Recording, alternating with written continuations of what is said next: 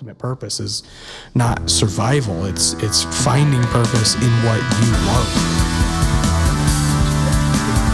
I'm pumped to be branching out and being like, hey, we're going to sit down and have a couple-hour podcast. Is it? Is it, dude? Jesus Christ. We just like talked for 5 minutes. I'm like, is it though? I've always been inspired by this shit. Dude, that pizza was so greasy. It was disgusting. It was not disgusting. Disgusting. Did you message me and then I didn't see it? Is that? Are you the? It might have. I messaged you and you responded. I don't remember. Yeah, I Okay. feel like you responded pretty Yeah, quick. I think you got to me pretty quick. Oh, right on. But we can change the narrative, whatever.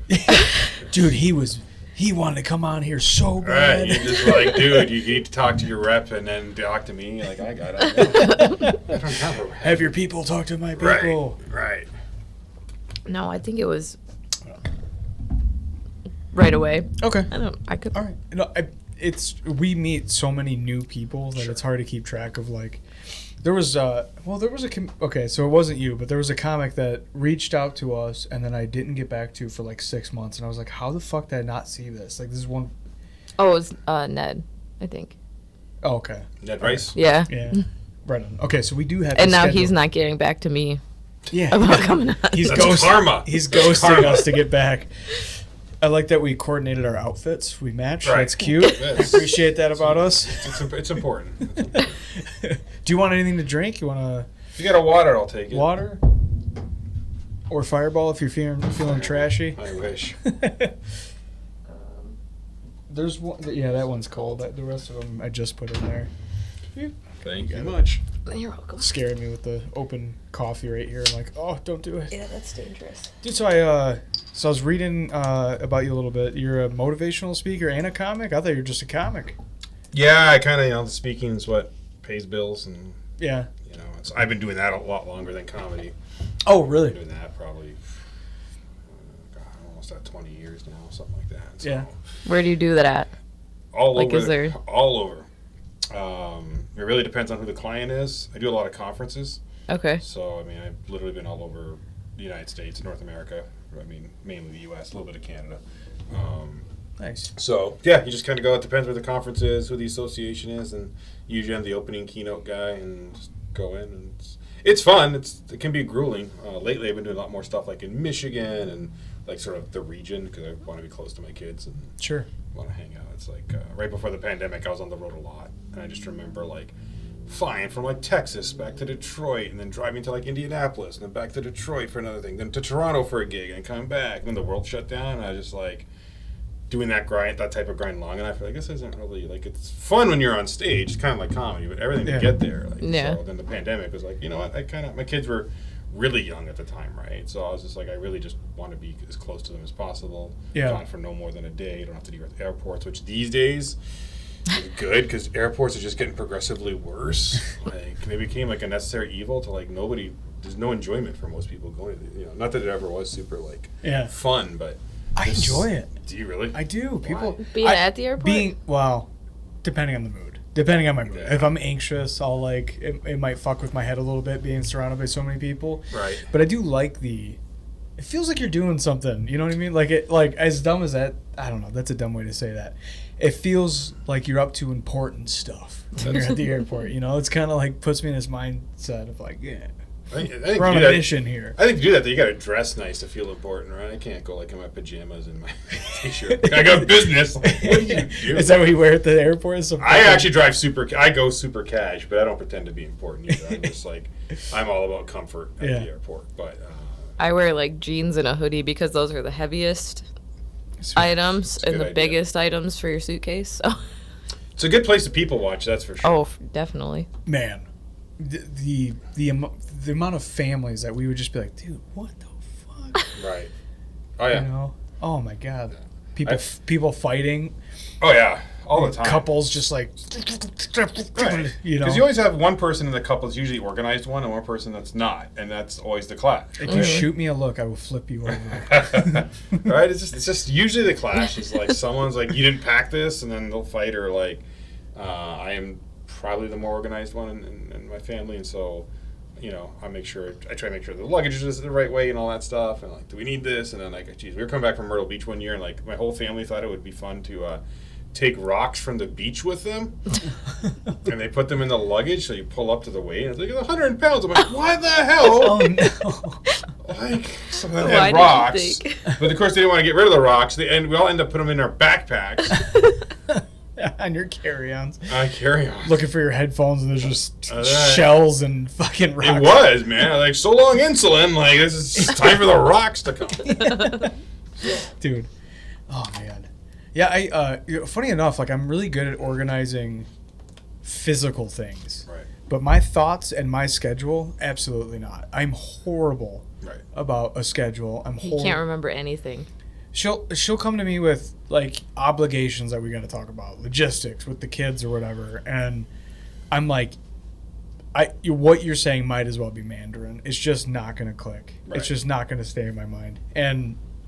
But I think she's terrible at organizing physical stuff, It's true. clothes, whatever, tools. Like when we moved into our new house, it was like, what the fuck? Like, why do we have I don't know. Like in the kitchen and like in our drawers, sometimes I open up a drawer and I'm like, what the fuck? Hey, you We don't can't need a you drawer can't for blame me that. for that. I didn't do that.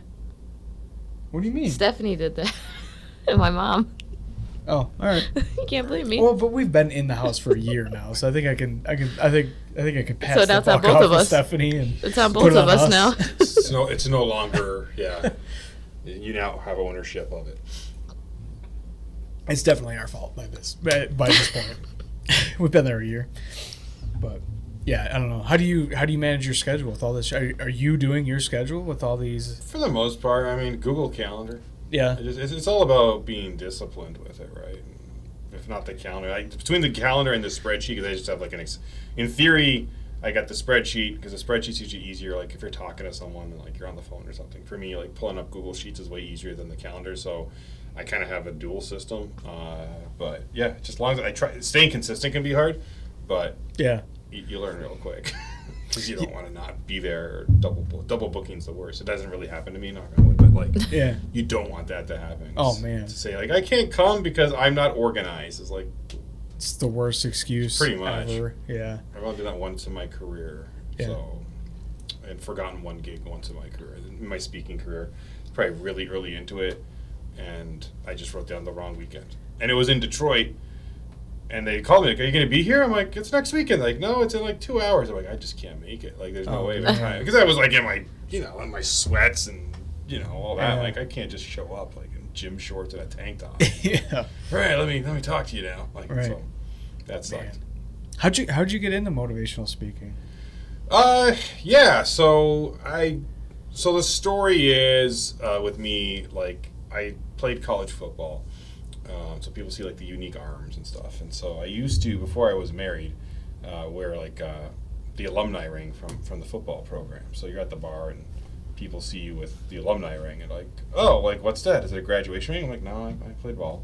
And they're like, so you start telling them the story, and my story has like all the dramatic elements because that's life. And so it was like, I played in high school, got cut, went and played semi-pro, which is like code for the beer league, by the way. And then like I walked on, tried out in college. And then people were like, oh, that's a really kind of cool story. You should, like, tell it. And so I kind of got into it. I had grown up, like, liking guys, like, all the classic speakers, like Tony Robbins and, Zig Ziglar, and sort of grew up on that and preachers. And so I was just like, yeah, I'm going to give it a shot. And so it just sort of evolved from there. My first probably 8 years, I had no idea what the hell I was doing. Like, just, I knew I could kind of be on stage. I knew I was good on stage. Like, I had presence. I knew, like, I could make it. I had no idea how to make it work. And then as I gone through my career, I've just added different topics and just sort of found different ways. But yeah, it was really just started as like at the bar telling people the story. And then people were like, you should tell it more. I'm like, cool. Well, I did. Yeah. And that was it. So. Yeah. Well, do you want to get into the story, or you want to save that for the paying customers? No, you can go look it up online. No, I mean, the story is not a ton to it. I mean, like I said, I wanted to play football for a while as a kid. I was like always like I'm a physical guy, right? Like I was never like the guy who was going to play soccer and any finesse sport was not me. And everyone's like, it's because of the arms. Like, no, it's because I'm just like I like contact, and that's what. So I saw football and I was like, oh, this game could actually work. And then I went out of high school and made it in my junior year. I was cutting my senior year. And that kind of stung. But then like, I went off and did other things and kind of like wanted to play. And then I can remember I'm a Canadian, so I was like at the University of Ottawa, which is where I did my bachelor's degree. And I mean, I love the game. I'm not so much anymore, but at that point I'd be watching NFL, CFL, college. Like I watched it all. I followed it all back in my 20s. And so on Saturdays when you're at college, you go see your team play, right? Like that's what you do. And so I would go remember seeing the University of Ottawa play the University of Toronto in the stadium and going, crap, man, like I wish I can get back to that, right? Because like my mentality was I got cut in high school, so there is no other avenue for me. And so I was done with college and sort of went back, and I was sort of like starting my life, was looking at becoming a high school teacher, and then we're like in the most Canadian place on earth, Tim Hortons, and we're I run into a buddy of mine. He's like, hey dude, like there's a semi-pro football team like looking for guys, and I know you want to play, like you like the game, and here's a chance. And I was like, I don't know why I turned down a lot of opportunities in the past because I thought I wasn't like, I got a cut from high school. Why would I go play for the city team, the junior team? Like, why would I even put myself out there, right?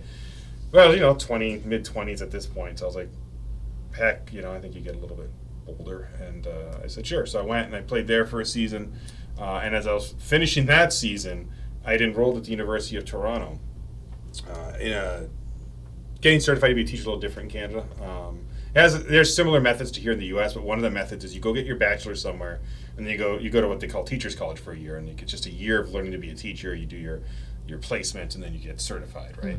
And so I was at Toronto, like getting that degree, and one of my teammates said, like, they have an open tryout policy there, right? Like, go.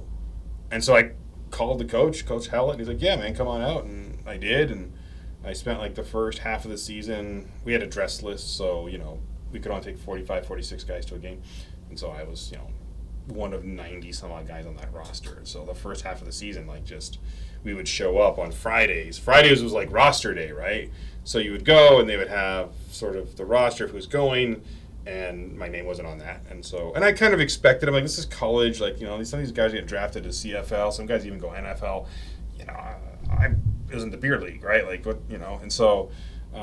but then I gained week 5, my name was on the sheet, but it was like in brackets. I was like, coach, what's up? Like, why is my name here? Like, thank you, but like, why is it in brackets? He's like, oh, we don't know if we're going to take you or this other teammate who was a wide receiver. And I said, oh, because he's injured. So if he's injured and he can't go, then like, it'll be you. But if he can go, it's not. So we're going to run him after our Friday meeting. So Friday practices were always just like meetings. They were never really like practice. And so I just remember running and like watching him run. Like, I hope you fall. Like, I don't want you to be hurt, but just give me this shot, right? Yeah. So he did it. But the next week I went back to the locker room, and then my name was up there. And so then I spent like the last half of the season sort of getting in there.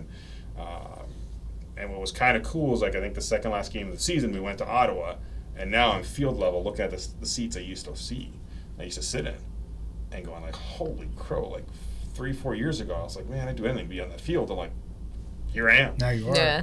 So you finished the season with U of T, and then it was a 1-year program. The coach was like, you coming back? I'm like, listen, I'm like 25, 26, which is not old, but like also for a professional, for a college player, usually you're in at 18, 19.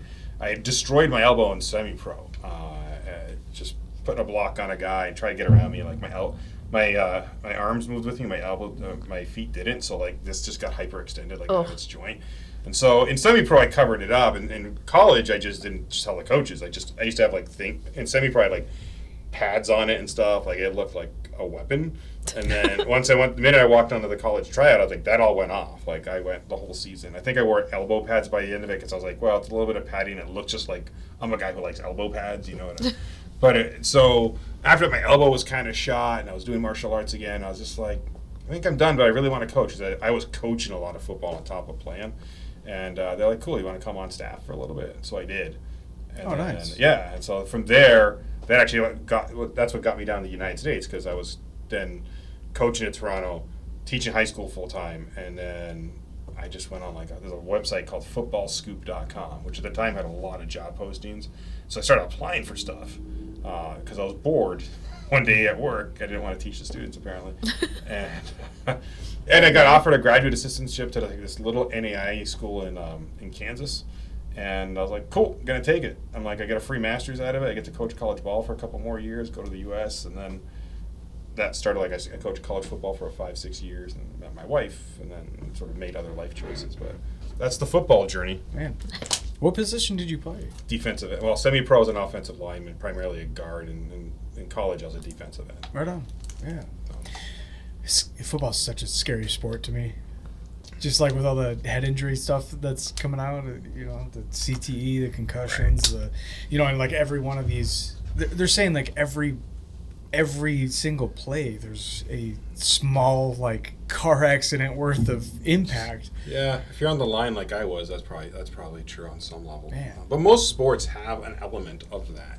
Yeah. Just football is the most visible. Like soccer, my son plays soccer. I mean, he doesn't head the ball too much, but as they get older, those collisions start happening. Because everyone's like, oh, soccer's it's soft, but soccer's very much also a collision sport. It just happens differently. Like a lot of guys once they start slide tackling and stuff. I mean, oh yeah. Even now as kids, they go into each other. So plus headers, they don't. So it's not as dramatic as football, but it happens. There's a lot of sport. Actually, more concussions happen in cheerleading than football. In cheerleading? Cheerleading From falling? Yeah, from the falls, because when they fall, they hurt fall. themselves. They fall. Oh. It's actually that in terms of I don't know if it's more concussions, but it's in terms of insurance, the most expensive insurance for sports. Is cheerleading. Yeah, because if you're at a college, you want to start or high school, you want to start cheerleading team, and you got to put the insurance in. They start calculating the insurance for Yeah. cheerleading is super high because a fall is like a spinal. Oh. God. Right. So. Thanks. On that good note, my buddy's got a kid in cheer, and it is just a second job. Like he is busy. He is so busy with his daughter in cheer. It's insane. Like we have 3 kids. All of them are in soccer, and then they'll be in either baseball or softball. I fucking hate this time of the year, dude. I hate it. So everyone says you'll miss it when it's over. I won't. I don't think I will. It's cool to see the kids progress and focus on something, but my God, I'm just like, I am so busy. I cannot stand sitting here for 5 hours when I know I have so much shit to do. Are they in travel soccer? No, I told them they were not allowed to do it. That's a smart decision. Don't make my life. But then choice. they're all in a Parks and Rec league, but the oldest one ended up, he's on the Parks and Rec league, but they travel still.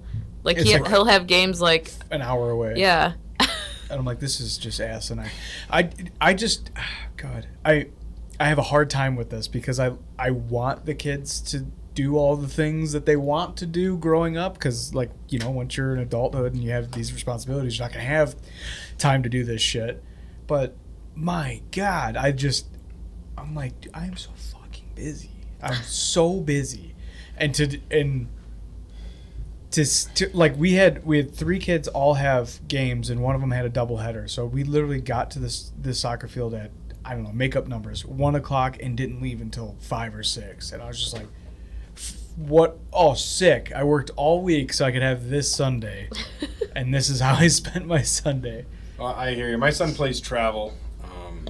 Soccer? Yeah. Okay. And he's doing rec baseball this year for the first time. So that'll be fun because it's something different. But tomorrow we have a game sort of locally to us, sort of in the Holly area, and then Linden technically. And then right after that we're driving to Petoskey for a game. Oh my gosh. Petoskey? Yeah, we had 2 games this year, league games.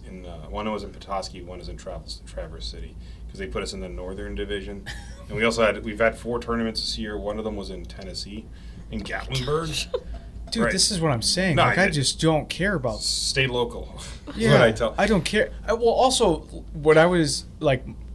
We've had a few conversations about this. I'm like, all right, my oldest, he's like, oh, I want to play on this travel team. I'm like, that's because your buddy plays on it, and I get it. But also, the 8 months that the season's not going on, I didn't see you jog. I didn't see you do any drills. I didn't see you work out. I didn't see you watch like tips and tricks videos like this. If this was like his calling, like I'm obsessed, I have to do this, then we would do it. But it's like, I kind of want to do this because my buddy's on the team. I'm like, get fucked. You're not doing this. You are not doing this team that's going to cost, whatever amount of hundreds of dollars plus all the time and travel. Try thousands. Is it thousands? Yeah, easily. It's easy. I mean, the level of thousands goes up, right? So, like, depends what level. So, like, at sort of the basic club, I don't know, it's probably between 3 and 5 in most orgs. And then, like, the more elite leagues as they get older get up to, like, 10, I heard, and 50, like... Right. Get the fuck out of here. Right. Well, here's the irony from an economic standpoint, right? Like, if your kid's not the second coming of Messi, first of all, by like 8, 9 years old, you know the answer, by the way. Right. But like, if you take all the money you spend in travel soccer and put that into and like calculate that and compound that over the years, it's basically the equivalent of college money. Which is why a lot of parents put their kids in the United States. It's about like getting them the college scholarship. Yeah. Mm-hmm. And like, listen, if your kid, like you said, if it's their passion and their blood, and you're like, listen, if I'm gonna blow 70 G's over his lifetime, and he'll get it on the back end, great. Yeah. But for a lot of kids, it's like competitive rec. Like I will say, having been in like the rec leagues. I mean, listen, it's usually a volunteer coach. You get what you get. Sometimes it's someone that really knows the game. Sometimes we literally had a coach who was just doing it so they would have a team. Yeah. And you can't fault her for that because there's no team without you. Yeah. But also, like, the kid's not learning skills. So at the travel level, I was like, this is going to be good now, right? Like, we're going to get some drills. Like, like I used to be a college football coach. Like, all right, let's see this go. And what was interesting with it is I noticed, like, really quickly, they weren't teaching a lot of fundamental skills in practice. And then I noticed that they only practiced twice a week, which was the same as the rec league. I'm like, son, I get that the level's better, but like I'm paying this money and almost nothing's changed. Like I had to go get my son a private soccer trainer to teach him how to kick a ball properly because he was never taught in the rec. And then you get to travel and they just kind of assume you know. Oh, yeah. So people are like, you have a private trainer for your son? I'm like, if I'm going to spend this kind of money, I got to make sure you can do the basics. Otherwise, it's going to fall behind. It's not like we go twice a week or anything. And, it's a scam. For thousands of dollars, you'd think that it would be like every part of this we're going to do it the elite way. Yeah, and they're just like, it's basically rec, but the coaches get paid or whatever. It's large. So here, the fun statistic, I do this on stage too, is like, so youth soccer, travel soccer, is an $18 billion a year industry in the United States. Like, if you want to compare that, the NFL is like $24 billion-ish. That's insane. Which means, like, travel soccer has made child labor fun for the whole family. Like, that's what it is, right? Like, the kids. Yeah. So, it's a bit of a. I know what it is, and so my son enjoys it. I'm sort of the same way. By the way, if I ever see my son like scaling back on his commitment, I'm like, we're not doing this because it's not worth. Like, I didn't want to drive to Gatlinburg, Tennessee. The time, right? Like, forget the money. The like, we're gonna spend money on our kids no matter what. Right. But the amount of time that these sports take up out of the entire family is just insane. I don't. When I was a kid, I kind of had some envy for the kids that played baseball and hockey and all this stuff because I played football 1 year, and then I only did like independent sports from there on out. It was like motocross, skateboarding, whatever. But that didn't take anyone else's time up other than like if we threw all the bikes in a trailer. It's like that's the shit my dad wanted to do anyway, so it wasn't hurting him. He's like, oh, get to get out of the house, hell yeah, but now that I'm in it and I have kids in these two sports, I'm like, I get why my parents were like, fuck that, you're not doing hockey. Fuck that, you're not doing baseball. Right. Yeah, I mean, we were in hockey for one season, and then my son retired from the game, so I was happy about that. Yeah. Hockey's insane. Hockey's as expensive, if not more, right? Oh, equipment alone. Like, I remember we went to buy Yeah, I was getting him right. He was like 9 or 10 at the time. I forget. He wasn't that old. And so he was learning to skate, and he really wanted to try hockey. We're big hockey fans. We go to Flint Firebird game all the time, and we go see the Griffins and the Red Wings a couple times a year. Big hockey fans. So, okay, cool, man. Go play, you know. And I can remember a couple things. I remember going to, like, Pirani's hockey store and going, okay, we need to get a stick. And, like, the sticks and prices are, like, you know, from least to most. Like, we're, like, at this end, at the youth stick level. And they're like, oh, it's like a $400 stick. I'm like, okay, let's walk it over to this. Yeah. And I was like, oh, my God, like, looking at a lot of the equipment was insane. I can't remember. We didn't pay a lot because they had, like, a special program where you basically borrow the equipment for a season. It was House League. But I just remember buying the stick, and even the helmet was a couple $100. And buying a helmet for your kid is interesting, right? Because you want to buy the cheapest thing. But it's a helmet. Right. Yeah. And it's one of the most important pieces of equipment, right? So I was like, give me the cheapest thing. And it's like a piece of Tupperware or something, you know? Yeah. And then, okay, give me like the elite line. And you're like, okay, this is really nice. I'd probably just wear one just around the house, but like, it's also like $900. So then you sort of settle in the middle. But it's a very interesting experience because how much do you spend? Like, how much is your son's brain trauma prevention work? Right? This is what it comes down to. But he played. But you know, I thought like, oh, he's 10, 11 years old, whatever he was. I go, we'll play a spring house league, right? Because it's house league, so it should be like all kids who are not playing travel, Yeah. AA, AAA. And I was very wrong about that. Like spring hockey is where a lot of the travel kids go to keep warm. Oh, no kidding. and so So they're the just first- staying in shape. They're just saying, like, so first practice, I'm like, okay, this will be cool. I'm excited, like, you know, and he's been skating for a year because my daughter's a figure skater. And I just remember, like, the first drill, I'm like, oh, let's see, we do a simple passing drill or something, just skate to the blue line and back. And the coach is like, do figure 8 things. And, like, they're doing, like, these big, like, whirly birds around, like, the whole team. And, like, 90% of the team knew exactly what they were doing. Then you got the 3 kids who were like my son who were like, what fuck is is this? going Yeah. on? And so after that, he was like, Dad, I like it. He goes, but it's just, like, I'm too far behind. Yeah. Which you kind of want to encourage your kid. But I'm like, dude, like, if there was a league of, like, more kids like you should stay in it. But, like, if you're playing with, like, a bunch of kids that are on AA, like, they're just traveling all the time. This is another thing they do. Yeah. Yeah. It's hard, man. It's a tough call.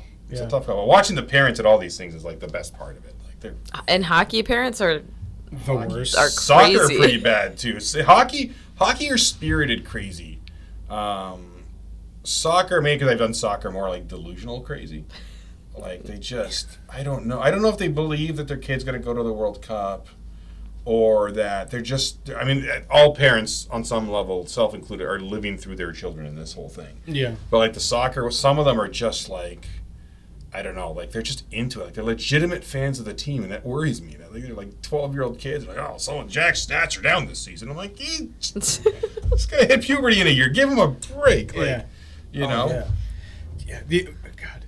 Listening to some of these parents scream at Parks and children. Recs. At Parks and rec Rec. league games where it's like Yeah. these kids are playing against, they're in elementary school playing against their classmates, and they're like, kill him, murder him, you know, go slide tackle him. Some Like, of the hey, coaches too. I'm just like, there was one that, there's one that's a problem. yeah, there was like an issue with one of them last week. I guess we weren't there for it. But We were not there for the conflict that we found out about in the group chat with our team or whatever, but we have I think we know who it is because there's always this one coach every year. He puts on the windbreaker, he has a clipboard, he has a whistle, and he puts on the costume and he just storms up and down the sideline. Go fucking, what are you fucking doing? Blah, blah, blah, blah, blah, blah. Like, just the whole time. And I'm like, dude, you're coaching, like, 10U. Like, relax. These are 3rd graders that you're screaming. These are 4th graders that you're screaming at, you know? I don't know. there's a girl too that She's young. I think... it was funny because did you hear her? Go ahead. You can finish your thought Go ahead. in a second. I'm sorry. I'm all caffeinated. But she goes, I'm not screaming at you because I'm mad. I'm screaming because you got to hear me. Did you hear her say that? That's what I was about to say. Oh, sorry. Stepped on your sword. Mhm. My bad. that's what you do. Okay. But she goes, I'm not screaming at you because I'm mad at you. I'm screaming because you got to hear me. Do not chew gum on the mic. Are you serious? Just off mic. Oh my god. Okay, you're out. You're gonna. We should order a pizza. You won't No. be able to hear it. All right. The funniest part about her doing that, or saying that, is that she was being a fucking bitch. She was like, "What are you thinking? You get in there. You need blah blah blah." It was not like, you're offsides. It was like, you suck at this. And then she's like, "I'm not yelling at you because I'm mad. I'm yelling because you gotta hear me." Yeah. It's like, Because that's helpful. you're not good at this. I've told my son that all sideline chatter is crap and don't listen to it. Yeah. And I don't really do that for the most part. If I get angry, I start shouting in Italian, but I'm not shouting soccer stuff, just random words because, and I'm reacting to the parents next to me, right? Because they'll be like, "Kick the ball," and I'll be like, really, that's your zen for the kids, like kick the ball or whatever. Yeah. But most of it's like it's nonsense, or it's not helpful because especially in any league, but especially travel, you're paying for a guy to coach your team. Yeah. And then you're spending your time undoing the coaching that you're paying for. Right. And that's just not logical to me. But I think the only thing, every once in a while something will happen. I'm a human. I'll be like, "Oh, man, pass the ball." And he'll hear me. And if he turns his head, he doesn't do it anymore. I used to go, "Don't listen to me." Like, you shouldn't be focused. Like, focus on the game. Focus on your coach. But like, parents are nuts. I once saw a guy, his son was a goalie. And he stood behind the net. And was like coaching them the whole game, like in his ear. I see people do that at the Parks and Rec League all the time. Yeah, it was a rec league game. I was just like, "What do you do?" Like, Yeah. you gotta let them fail. You gotta let them do their thing. That's how they learn. Let them make their own decisions too. If you're in there going, "Oh, you need to this and that, and you need to this is how you need to do this," the whole time the kid's just gonna panic and be like, "Okay, what does Dad want me to do next?" Right. Well, most of it's not helpful because the kid in the moment doesn't know what's going on. Like they're losing the context. So if you really want to, here's the lesson: if you really want to like coach your kids, film the game and then watch it with them. Yeah. Because my son used to play goalie, and I would record. I set the tripod up and record. Then afterwards, we'd watch film together, and that was more helpful to him than like any of the other stuff. Then he can see what he Then actually you did. can see it because in the moment, this is what happens a lot of times with kids. "Why didn't you pass the ball? So and so was open." "No, he wasn't, Dad. Someone had covered it up." "Oh no, you're not seeing it, Dad." Like you get this like misinterpretation 90% of the time. So you spend more time arguing with your kid, or they don't know what you're talking about. Like, "Hey, like this happened last week with me and my son after the game." I was just like, "Dude, what happened on that thing? That pass got miffed." He's like, "No, it did. I don't even know what the hell. Like, I didn't pass the ball in the last 10 minutes." I'm like, "Yes, you did." Like, I was like, "Okay, it's not that important because like it wasn't an important thing. I was just kind of curious, like what happened." Yeah. And the point is, the kids don't remember. I can't remember what I did 5 minutes ago. You can expect a kid in the middle of like a game to really remember. Not like it's a heightened moment. They're not going to remember. And then the film, it's like comedy. Like you film. That's why, like as a comedian and a speaker, I always film myself because what I saw in the moment and what I felt is not. It's always wrong. It's always right. It's never. It's never. Whatever you thought was good was not as good as you thought it was most of the time, and whatever you thought was bad is not as bad as you thought it was most of the time. Right. So you need that calibration. Otherwise, you're going off emotion, especially in comedy, because like you're really just trying to feel out the crowd. Like half of it's not the half it's the joke. The other half is feeling out the crowd, how to say the joke. You pull back from the joke. Right. Like if I'm in a bar crowd. Looking a little bikerish. I may lay off the Italian jokes, I just don't know if there's a lot of paisans in Holly, Michigan, or whatever, Yeah. So it's just you got to feel it, right? And some nights I might make a marriage joke or a raising kids joke, and like that's 50-50 with me, right? I have like a whole routine on travel soccer, and sometimes it hits. I'm like, okay, they're into it because these are parents or they play travel, like they get it. Sometimes they don't. I'm like, okay, I'm gonna end this part of the set quicker. You get a crowd of 20-year-olds that don't have kids. Right, so you're in the moment. But you don't really know how it hits until you're out there, until I review it and then go, okay, that worked, that didn't work. My perception of my sets is always completely wrong. Right. I'll watch back the recording and I'm like, oh, I thought they didn't laugh at that, but they were actually laughing, but I stepped on it by starting the next premise. Oh, that did go well. Or that went way worse than I thought. I thought that went well because one chick laughed really hard, but I lost the rest of the crowd with that one, or right. It's easy to be swayed by like a pocket of people, or even the people up front if they really like you. And hey man, there's all sorts of stuff. But how long have you been doing comedy? So you've been doing comedy not as long as the speaking. No, I mean formally. I mean that's an interesting. How long I've been doing it's an interesting question. I've been saying I've been going hard. This is my second year. I did it back in. So I did online. I did online classes at Second City during the pandemic.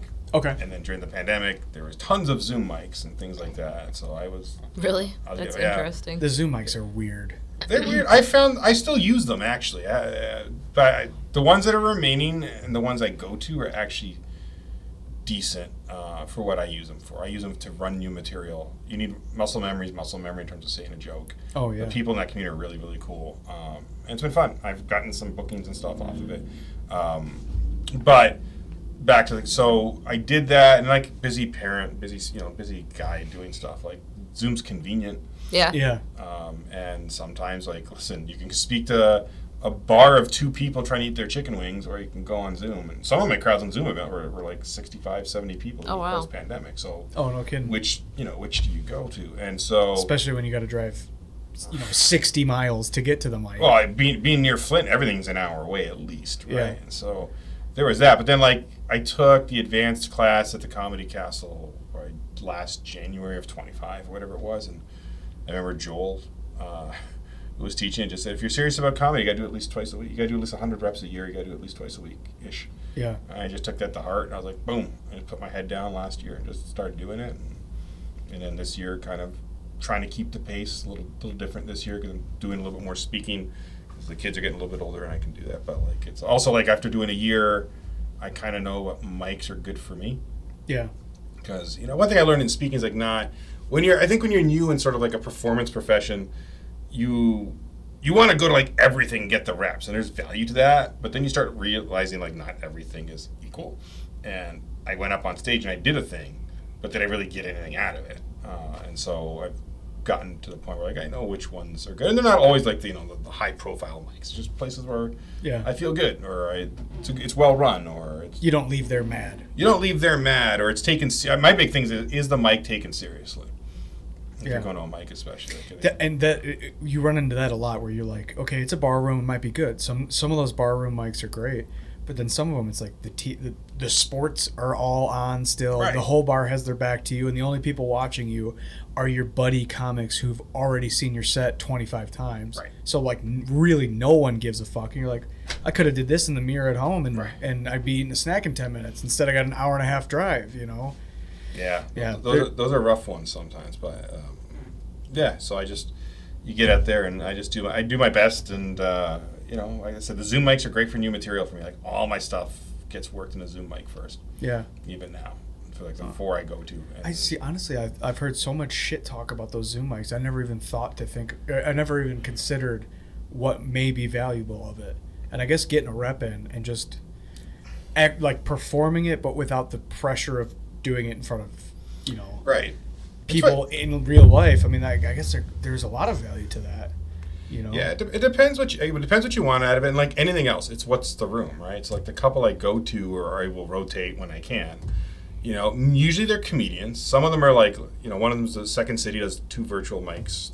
They do virtual mics once a week, and that's a lot of it's aspiring comedians or comedians that are just doing the same thing, working it out. They're usually a feedback mic, so you get a Second City instructor giving you feedback if you want it, and for me they're good because number one, you build community with those people. Yeah, that's valuable. Number 2, sometimes you build collaborations. Like I have got a few colleagues that I've made throughout North America based on those mics that you just don't get that at the local bar typically, or the local mic. And again, I just use it to rep new material, or if I have a longer set somewhere, it's also a good place. For some places you get 7 to 10 minutes, and so I need to work my material. I need to work my set. You don't have the audience laughter the way you do in a real, a human environment, a physical environment. But I look at facial reactions because I learned that from doing the webinar part of the speaking business. It's like you look for what people are, what their faces do, and you learn to skew the timing, right? Like you just know, 5 minutes. If I do a 7-minute set on Zoom, it's probably a 10-minute set in real life. Yeah, unless people are really laughing. Because of the laughter. There's not as much laughter. The pause breaks. There's the delay. Yeah. So you just learn to do that, but you get the reps. That's what works for me. There are some. I'm sure there's still some renegade mics during the pandemic. There are some crazy ones that were like just people getting high on camera, just like I don't know. One guy started. I remember this one mic. This dude started like arguing with me. He's like, "You're a motivational speaker." I said, "Yeah." He goes, "People must hate you." I'm like, "What?" Why would they hate a motivational speaker? He's like, "I went to a conference once, and he made us like massage each other." I'm like, "What the hell do you do for a living?" Oh, that's hilarious. Like, what? Like, no, it's not what I do, man. You're not doing like a community or like team building. No, but if I did, that's what you paid the guy for. Right. Like, and I just remember he's like, "Oh, like it's all like false positivity." I'm like, "Okay, I don't." Oh, that guy's just miserable. Yeah, I'm like, "You're just not happy with your life." Yeah. I was Yeah, like, yeah. I don't promise people anything. I share my story. I share like some tips on being resilient, and that's it. Yeah. It's all on you. But I was just like, what? It's funny when you tell people that you do something, doesn't matter what it is, and they react weirdly to it. I'm like, oh, that's you.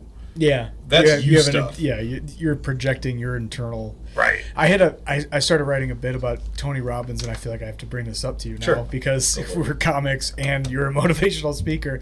But so Tony Robbins had a tumor in his pituitary gland. That's why he's like 6'9" or whatever, huge hands, huge head, whatever.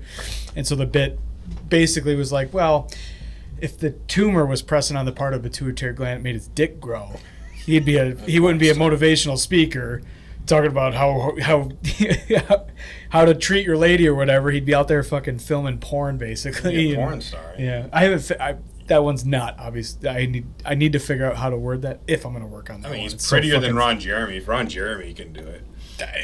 You're not kidding. Tony Robbins, like, you know. That's a disgusting motherfucker, Ron Jeremy. So. Looks like the neighbor from Aqua Teen Hunger Force. Back in the day when the porn stars like were like household names. I don't know if such a thing exists. But I feel like it doesn't because everyone's like on whatever OnlyFans and stuff now. But Right. growing up, like we all, even in high school, we knew who Jenna Jameson was. Everyone knows who, yeah. Right. Jenna Jameson. And Like they had their own like cult.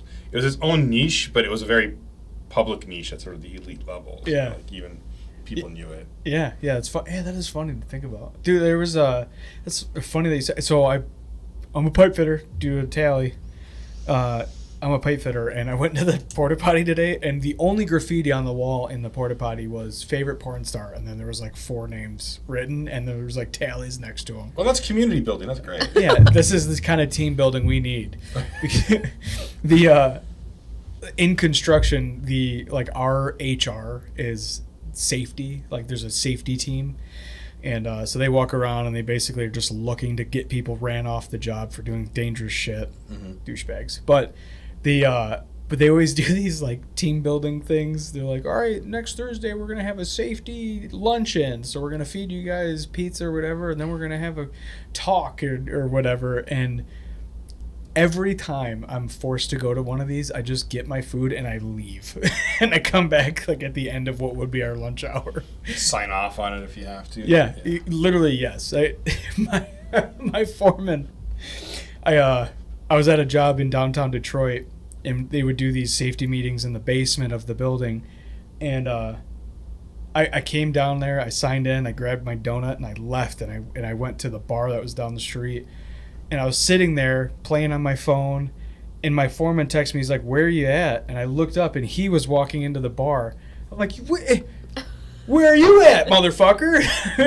You got caught too. Working hard. He didn't know I was there. He was literally like, hey, I heard you're not fucking down there with the crew.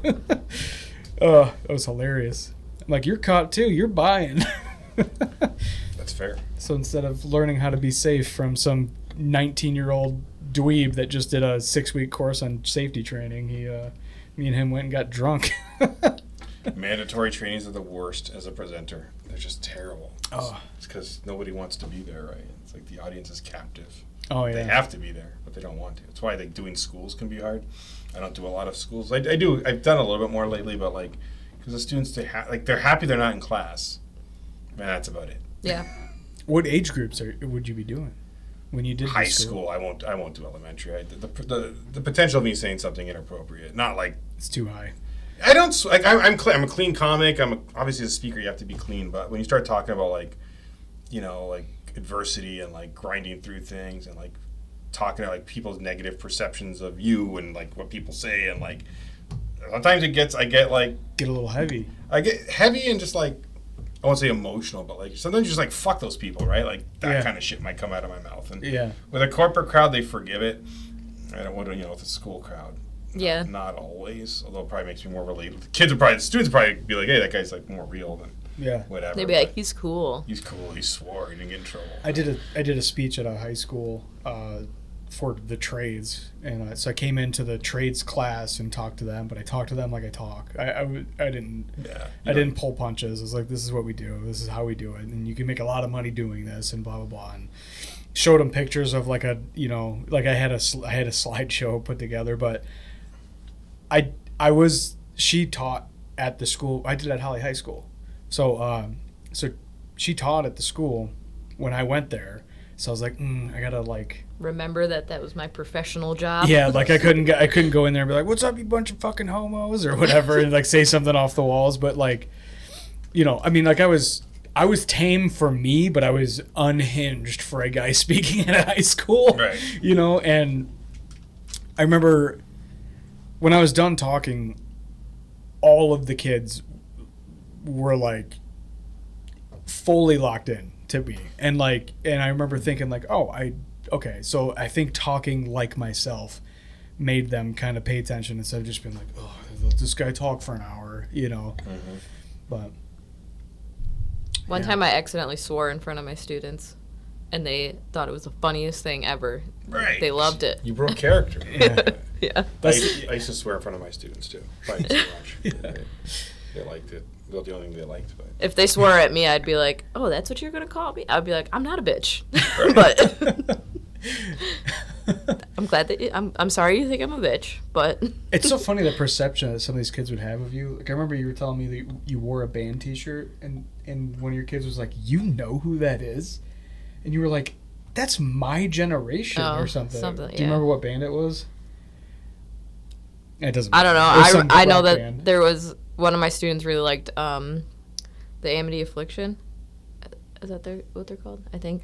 Anyway, so I was like talking to her about that, and she thought it was so cool because I knew who they were. But or like that one time my Spotify came up, and they were like, "Oh, you listen to that? You listen to that?" It's like, yeah, I'm cool, whatever. Yeah, it's funny. They like the what they think you're gonna be like is hilarious. Yeah. But you have to put up the wall. I don't know. It's I've never had. I don't have to filter myself at my job at all. And then obviously doing comedy, I don't filter myself at all. Yeah. So you don't have to. It's so weird that you have this muscle where you like know. I just don't. I don't have the ability to like. That's not true. Like Mark Speck and his wife came on, and he's in a Christian rock band, and I was like, okay, and he's also a lot older than us, right? So I'm like, okay, out of respect, I'm not gonna like I'm gonna do. And I did pretty good. I think I dropped like maybe a dozen fucks in 2 hours, which is really good for you. It's really good. Normally there might be a dozen fucks in like a paragraph if it was written out long form, but I don't know. I just don't have that. I don't have that muscle at all. When I accidentally swore, I was singing the "Y'all Gonna Make Me Lose My Mind." I was singing that to the class, and I sang one of the words wrong, and one of my students corrected me, and he was singing, and I was like, oh shit, and then I was like, oh my god, because I was like, oh shit, you're right, and then I was like, oh my god, I just said that out loud, but they thought it was hilarious. It is hilarious. I used to swear under my breath, and my students would catch me. I'd be like, what the fuck? Sir, you didn't hear anything. Like, you got no proof. Yeah, I do. I have like a light bulb memory of one of my teachers swearing. It was my history teacher at my middle school, and we were talking about how natives got sick from the blankets and the whatever, and they thought it was intentional and whatever that story was. But he said they were pissing out of their asses, and when he said that, the principal was walking by at the exact moment, and he was like, hey, Mr. blah, blah, blah, come here real quick. And I was like, ooh. And it was the first time I ever heard him swear, but he's just, it was just like the stars aligned. He swore for the first time in my mind ever.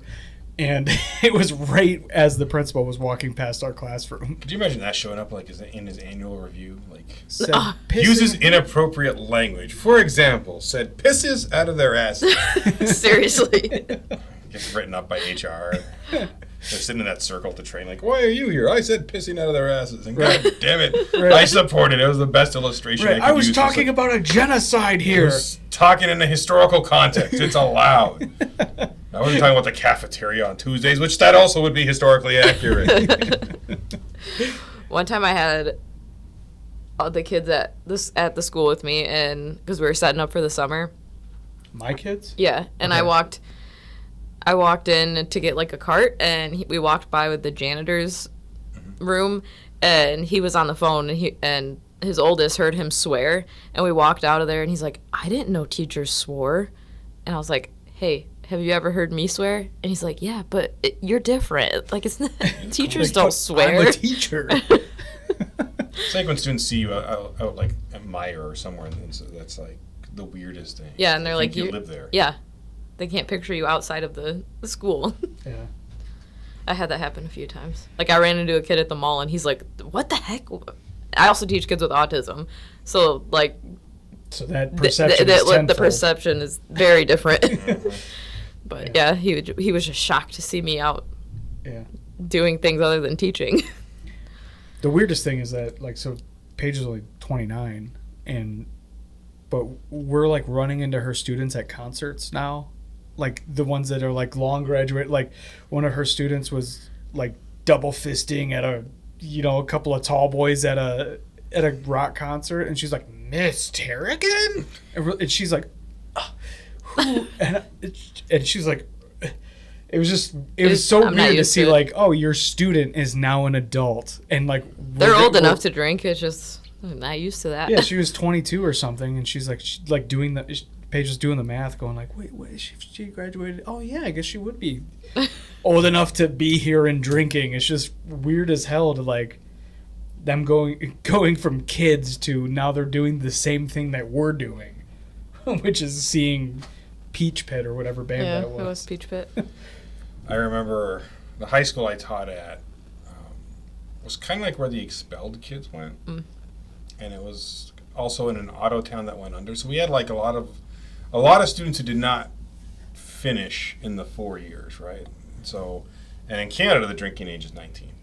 And I can remember having a young lady in my class that was 18 and, like, about to turn 19. And she's like, sir, I can see you at the bar. And I'm like, let's not. Like, and I had a couple students that were, like, 18, 19. I think there might have been one that was close to 20 because they could still be in school. It was, like, the weirdest, like, that idea that, like, we'll see you at the bar, sir. I'm like, what do you think I do? Like, first of all, if I'm going to drink, I am not going within fucking 50 miles of the damn school. Like, right. So if you see me, like, in downtown Toronto, then that's just fate. Yeah. That's not it. But I had kids while they were seniors, and they'd be like, Miss Terrigan, when we turn 21, you'll be 28, so we can all go drinking together. I was like, no, we can't. I'm not doing that. That is not on my agenda. That's not on the bucket list. Not happening. I remember one of my teachers. I had one of my elementary school teachers. I had him twice. He changed what grade he was teaching while I was in that school. So I had him for 3rd grade and 5th grade, and then he kind of started, like, my family started to know him because he had taught all 3 of us and then me twice. And then also, like, he was a boat guy. My mom and her ex-boyfriend had a boat on Lake St. Clair. So anyway, long story short, I remember him saying to me, when you're out of this school, you can start calling me by my first name. Because we're familiar now. And I'm like, okay. And I was like, I remember being like a little kid. I was excited about that. I can't wait to call him his first name. And then, like, as soon as I was allowed to, based on that rule, I was like, I don't want to. That's not Mark. I'm not going to call him Mark. It's always going to be Mr. or Miss So-and-so. Yeah, like, even saying that just now feels weird, but the only reason I didn't say his last name because I don't want that out there. And then all of a sudden this guy's getting fucking messages like, hey, I heard they talked about you on a podcast. But if I saw him, I would not call him Mark. There's no way. It's too weird. I've known him my whole life as Mr. Blah blah blah, you know. And one of my friends went to Holly High School and then she started teaching there, and so she's like working with all of her old teachers, and she just cannot call them by their first names. Oh, yeah, she that's has gotta be such a hard time. that's got to be weird too. I was in a similar position. I did like one of my placements at my old high school, and that was weird because they're like, call me something. I'm like, no, I'm good. It's so much easier for kids to find out the first name. I remember like, find out your teacher's first name. Like when I was in school, it's like wasn't the hardest. You had to kind of work for it. You didn't necessarily know. Right? Yeah. Like if you read the school handbook, and who did that? Yeah. You might. That was it. Now you can look them up on social media, depending on the teacher. Oh yeah, and it's always their first. It's always their first name, middle name. Yeah. It's I had a teacher in high school that I figured out her first name, and I would call her it all the time just to make her mad. I'd be like, "What's up, Tracy?" She'd get so mad, yell at me every time. that's It was really rude, but that's funny. every day. Hi, Tracy. Yeah. We had very different jokes in school because I got suspended for calling my art teacher a cross-dresser. Yeah, I wouldn't do that. Should have I'm just not called that him his rude. first name. That would have been much less consequential. I only called him that because he was clean-shaven, bald, and had perfect eyebrows. And I was just trying to be funny. You're going for the laugh even back then. Going for the laugh. Suspended for 2 weeks. Called him a cross-dresser. I'm like, 2 weeks. Which, in my mind, kind of confirmed that he's a cross-dresser. You get suspended for 2 weeks for nailing it? My question is like, what do you get for beating up a kid at that school? 2 weeks. Really, is every Yeah. infraction's 2 weeks? Everything's 2 weeks. Well, with me, I think they just want to get rid of me, so they're like, dude, give him fucking the maximum. Right. We can't expel him for calling this guy a cross-dresser, but we can get rid of him for a couple of weeks. It's interesting. Some schools have gotten away from suspension, like the in-school suspension. Yeah, those are horrific. I had one time, and I've never been that miserable in my life. Well, those make more sense They do make more sense. It's way Generally more a speaking. punishment than than getting to sitting stay at home. Yeah, my mom would be like, just like I guess I never got suspended when I was with my mom. But when I was living with my dad, though, when I got suspended, it was like, whatever. Stay off the video games. I'll be back later. And then I was like, okay. And then I was on the video games. Of course. You know. I had an in-school suspension one time. What did I do? It was something stupid. Of course. I think I threw... if I remember right, this was in middle school, I threw like a handful of candy like at the cafe. All of our cafeteria tables were lined up back to back, and there was like 15 rows, and I was at like one very far end of them. So I took like a handful of candy, just went, and just like whipped them backward to like hit everybody behind me, and You're that kid. Just no filter. Just no impulse control. Still, it's an issue. No. Yeah, I get, but the in-school suspension I got right before a football game too. So I was playing football at the time. So I had the in-school suspension, sitting in a quiet room for 8 hours, just like wanting to die. They wouldn't let me read a book. They wouldn't let me work on my schoolwork. It was like, you're just sitting here. See, that's his prison now. It was brutal. Oh my God, 8 hours is an eternity when you can't do anything. They should be able to. I mean, I think now, at least I don't know. My kid hasn't been suspended. I never was. I used to monitor the in-school suspension room until they put the rookie teachers right. Yeah. And I mean, they had work. I'm like, that makes sense. Yeah, they're supposed to work on stuff. I was now. not allowed to work. They were. I was Afraid specifically you told. throw it at them. That's Yeah. why. No, the teachers are supposed to give them work to do while they're suspended. Oh no, That's- that was so much better. If I had something to occupy my mind, I would have been fine. I was miserable because they were not letting me do anything. That's one of my friend's whole job is he's the ISS teacher. Brendan. He sits Oh, in a yeah. room and he just is with the in-school suspended. That's kids. gotta be rough. Yeah, and he might be 20. Oh, I think Five? he's 27 now. I think actually 26.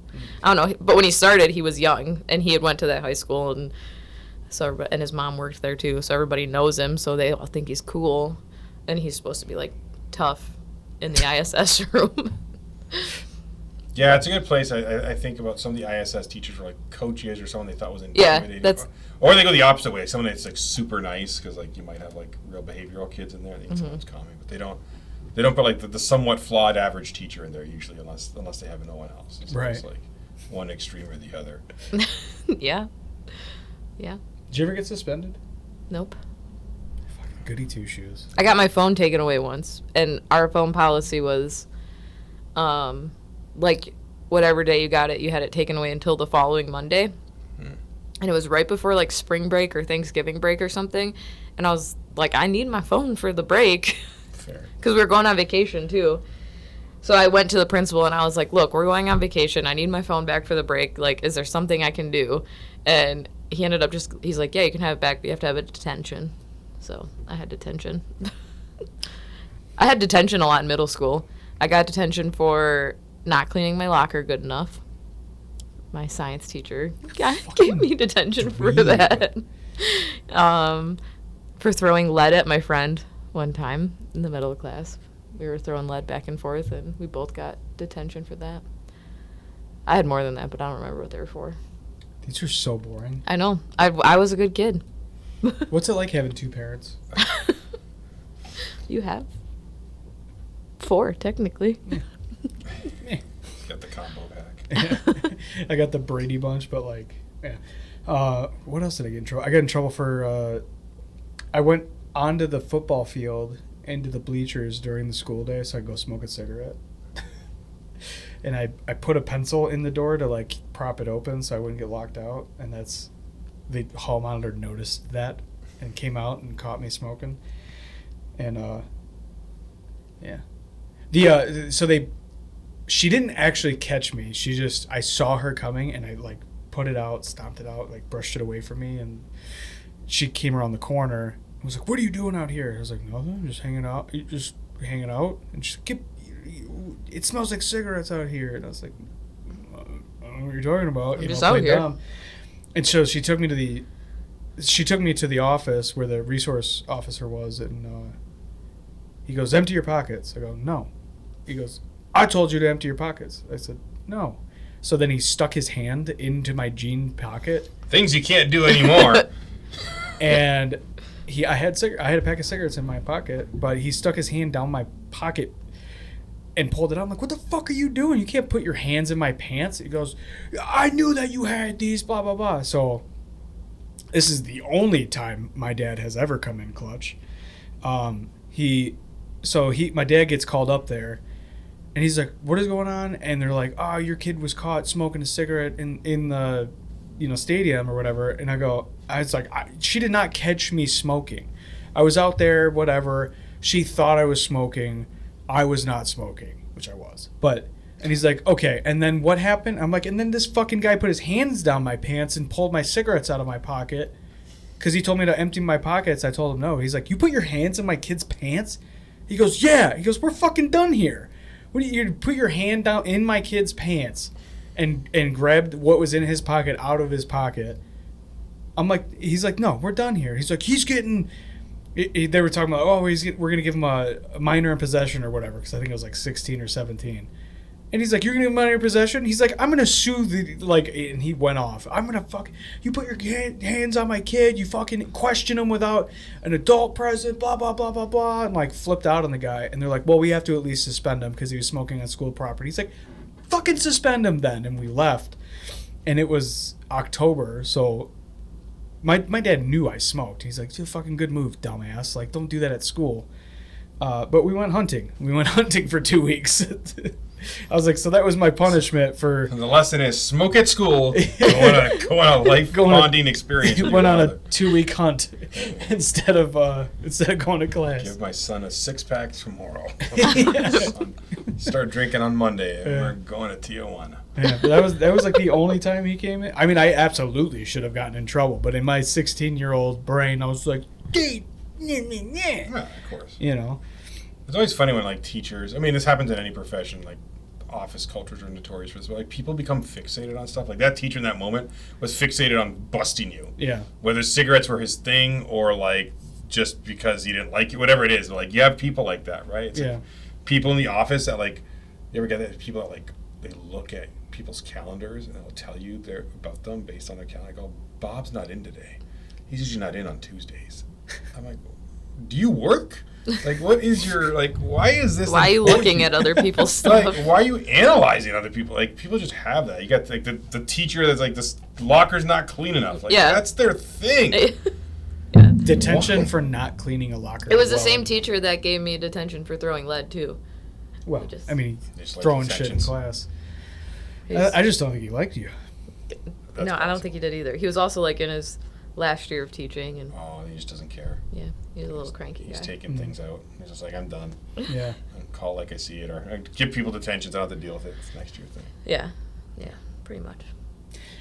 The office culture, I couldn't do it. We get in construction, you get a taste of it with the safety guys walking around because they're all dweebs, you know, and they put on their costume to cosplay as construction workers because they come walk around the job site. So they put on their brand new clean bright orange safety vests and their perfectly clean white hard hats, and they have these shiny like mirror finish leather boots on. And they come walk around, and they're just like, and then they start talking to guys who've been building shit for their entire lives, and they're like, "You can't do it like that." And without fail, no one cares about these guys. They're like, "Shut up, dweeb! Like, fucking keep moving." You know, like you don't even know what you're looking at. Don't tell me what you think Don't tell me what you think I should be doing. You don't even know what I'm doing. Name this tool. You can't name this tool? All right, go the fuck away.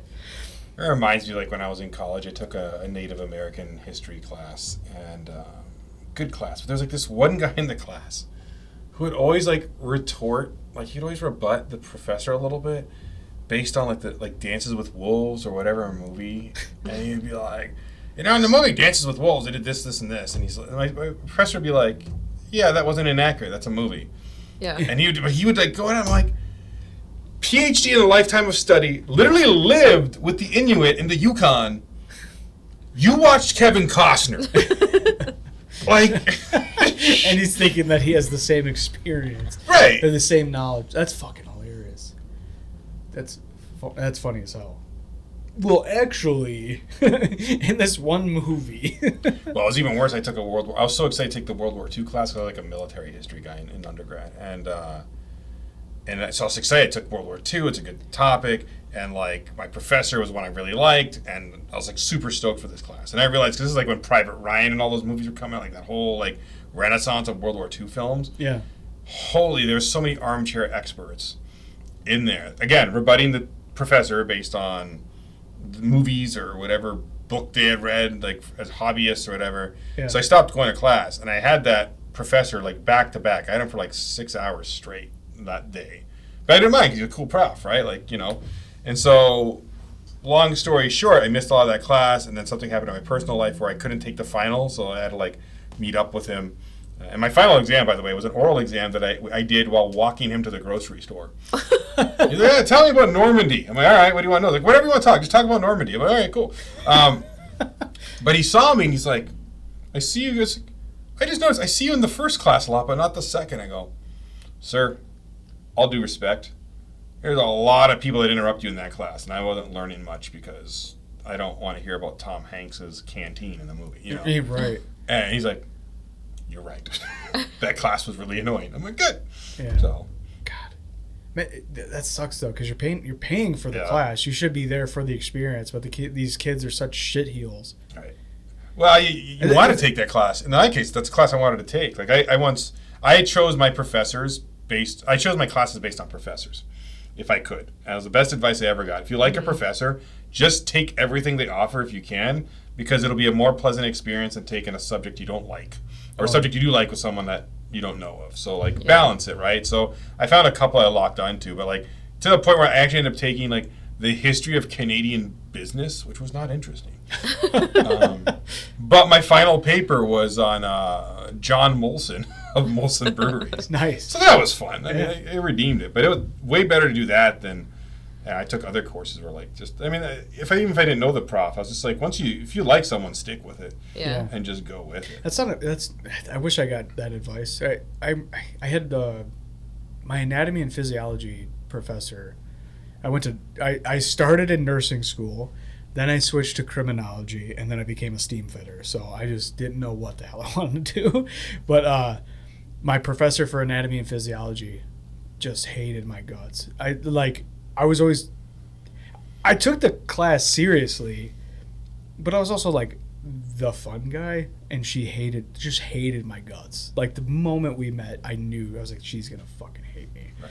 And she did. And like I sat at a table with a bunch of cute chicks because it was the only table available, and then like it was like I was holding court every time we were in class because the girls thought I was funny, and that just set me up for failure. And oh my god, I would email her like basic questions like, hey, what's the passcode for the online quiz?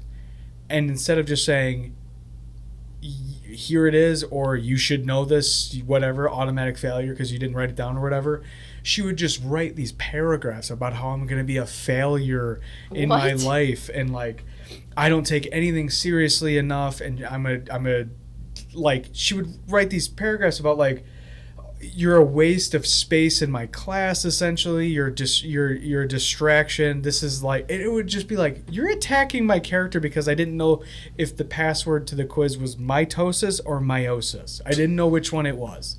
I wasn't sure. Oh god, she was such a miserable fucking bitch. And it wasn't like I was absolutely paying attention when she was talking, and then when we would do like our group activities, that's when like I would do my fucking holding court and like having fun with the girls, and she hated my guts over it. I'm like, the fuck, you know? But yeah, if I could have chosen a different professor for that or switched, I might have completed my nursing school and had a completely different career. But you could have been a nurse had it not been for it. I wanted to be. I really still did can be a huge shortage. Yeah, I don't want to make less money. Fair. This is what I tell everybody. I'm okay with what I do. I don't love it. I don't dream about it. And if I won the lottery or this became successful enough that I didn't have to do it anymore, I would hang my boots up permanently. Right. It's just okay. You know, and that's fine. Because I talk a lot about work-life balance. It's like what my research is on, and like I tell some people, like, we all want to do what we love in our dreams for a living. Like that's fair. That's it's very human. But sometimes we just got to do stuff to pay the bills, and like you want to get to the point where you're at least okay with it. Like you can reconcile. Like my grandfather drove a dump truck for his whole life, to the point where I asked my family, like, what did he want to be, and they're like, we don't know. He just drove a dump truck, and like. Yeah. Hey, he immigrated from Italy, like, you know, he had all those elements. It's probably escaping poverty was probably the goal, but like, you know, I'm like, there's a level of like, if you can be okay with the daily grind, that's fine. Yeah. You know, it doesn't have. I mean, you kind of find other ways to feed the other things you do, which helps when you're in comedy because you know comedy doesn't feed much of anything. Nope. Until you make it, if you make it, which if is you like, make it, yeah. Right, and so, but it's one of those things. So yeah, I mean, my son, I think, wants to be a plumber right now. He's 13, so that'll probably change tomorrow. But I told him, like, do it. Yeah, I was like, it's good go, living. man. Like, don't go into the. I go, office jobs are under attack with AI right now. I said, dude, until they make a robot that can install pipes or electricity, you know, I go, yeah. AI is like your tools right now. They're not necessarily right. They're not doing it. You're going to be okay. I think AI is kind of exposing how many useless jobs there were. One of my favorite books, and I quote this book all the time. It's called "Bullshit Jobs," and I mean it's a pretty meaty book, but it's and there's an essay that's a shorter version of it too. It's based on the essay. I read. Do you? Okay. I'm not saying you don't. I'm not saying pipe fitters don't. He read. listens to them. Right. Well, I have the audiobook. You can't lend people audiobooks. You remember, like, I have a book, you should read it. You can't really do that with audiobooks anymore. You can be like, here's my password to my Amazon account. Yeah. Ignore the other 3 titles in there. So one of the underlying ideas of the book is that the author found that when you ask people what they did for a living, they often like underplay it. They're like, because they really like either weren't proud of it or they really don't know what the hell they do. And you know, technology even like 20 years ago was supposed to we were supposed to work less, right? That's the same argument in history, is that technology comes around, people freak out, and people with the technology go, it's going to make us work less. And it doesn't, right? It either takes away jobs or makes you work more because now you're more efficient. And so bullshit jobs is partially about like this tension for a lot of people in the workplace that, like, first of all, a lot of people know that their job is kind of bullshit. Like, it has an importance maybe within the context of what they're doing, but sometimes it doesn't. But you got to get paid. So what they're afraid of is if they come to their boss and go like, this job is kind of bullshit. Can I do something else? Or can I add to my job? Like, it's 40 hours a week. I'm done in like 20. Yeah. Like, can we negotiate? They're worried that they're going to be given more shit to do. Or that they're going to be laid off, right? Like, oh, these two people are like underperforming. Let's just get rid of them. So it's like, it's about this whole tension of like the crap jobs. Because the jobs were never really calibrated to be effective, you know? And so they just kind of have stuff. I mean, you know, it to me, it's interesting with office cultures when I work with companies. Like, you know, some companies spend so much time in meetings, and like some people are like, what do you do? Meetings. About what? The meeting. The meeting. Committees and task forces and all these things. Yeah. For what? You know, like, you don't know. So I mean, it's interesting what's going on now with AI, and I mean, again, it'll change. And now it's that's hurting. This is like not comedy at all, but it's like entry level jobs are hurting because of AI, right? Because they're not hiring the entry level administrative assistant or heck, even customer service person. It's a robot basically now. Yeah. And not a good robot. I called something like a prescription or something, and you know, you go through the automated like, tell me your thing, and like I was on the phone like 10 minutes for something I just needed. I was like, give me an operator. Like, keep asking me questions. Yeah. So they're more efficient, but they're terrible customer service. I always I hope they hit get 0 better. over and over again. I think they'll get better. I mean, like And I'm gonna 10 get years ago, real it was person. 10 years ago it was miserable because it would take you a half hour to go through these prompts. Like, if you're having this, or this, press 1, and then, but it takes a minute just to read all the options, you know. Right. But I tell you what, like, I pulled into a Taco Bell and I was like, it's an AI, you know, fucking robot taking your order now. And it nailed it. Like, all of the unique things that, you know, I'm like, hey, like this taco without lettuce, and then this with, you know, do soft instead of hard, and then like add sour cream. And like I said all those things, and it knew it got it instantaneously, and there was no issues at all with the order. And then some like fried 17-year-old was like, here you go. It was perfect. Who thought Taco Bell would be the leader in AI ordering technology? Like, out of all the fast food places, like Taco Bell. It was really good. Right. I was impressed. Like, I put Arby's above them for that, and they did. Yeah, it is pretty accurate. Also, I don't know if it's a good or bad thing. It kind of takes away the shame of ordering as a fat guy. It'd be like, you know, like, what do you guys want? Right, like, you know, if it's just a human, I'm like, I'll have 2 tacos, but now with the I'll have 4. I don't even justify it. Just give me my tacos, robot. So it's kind of like with the apps too.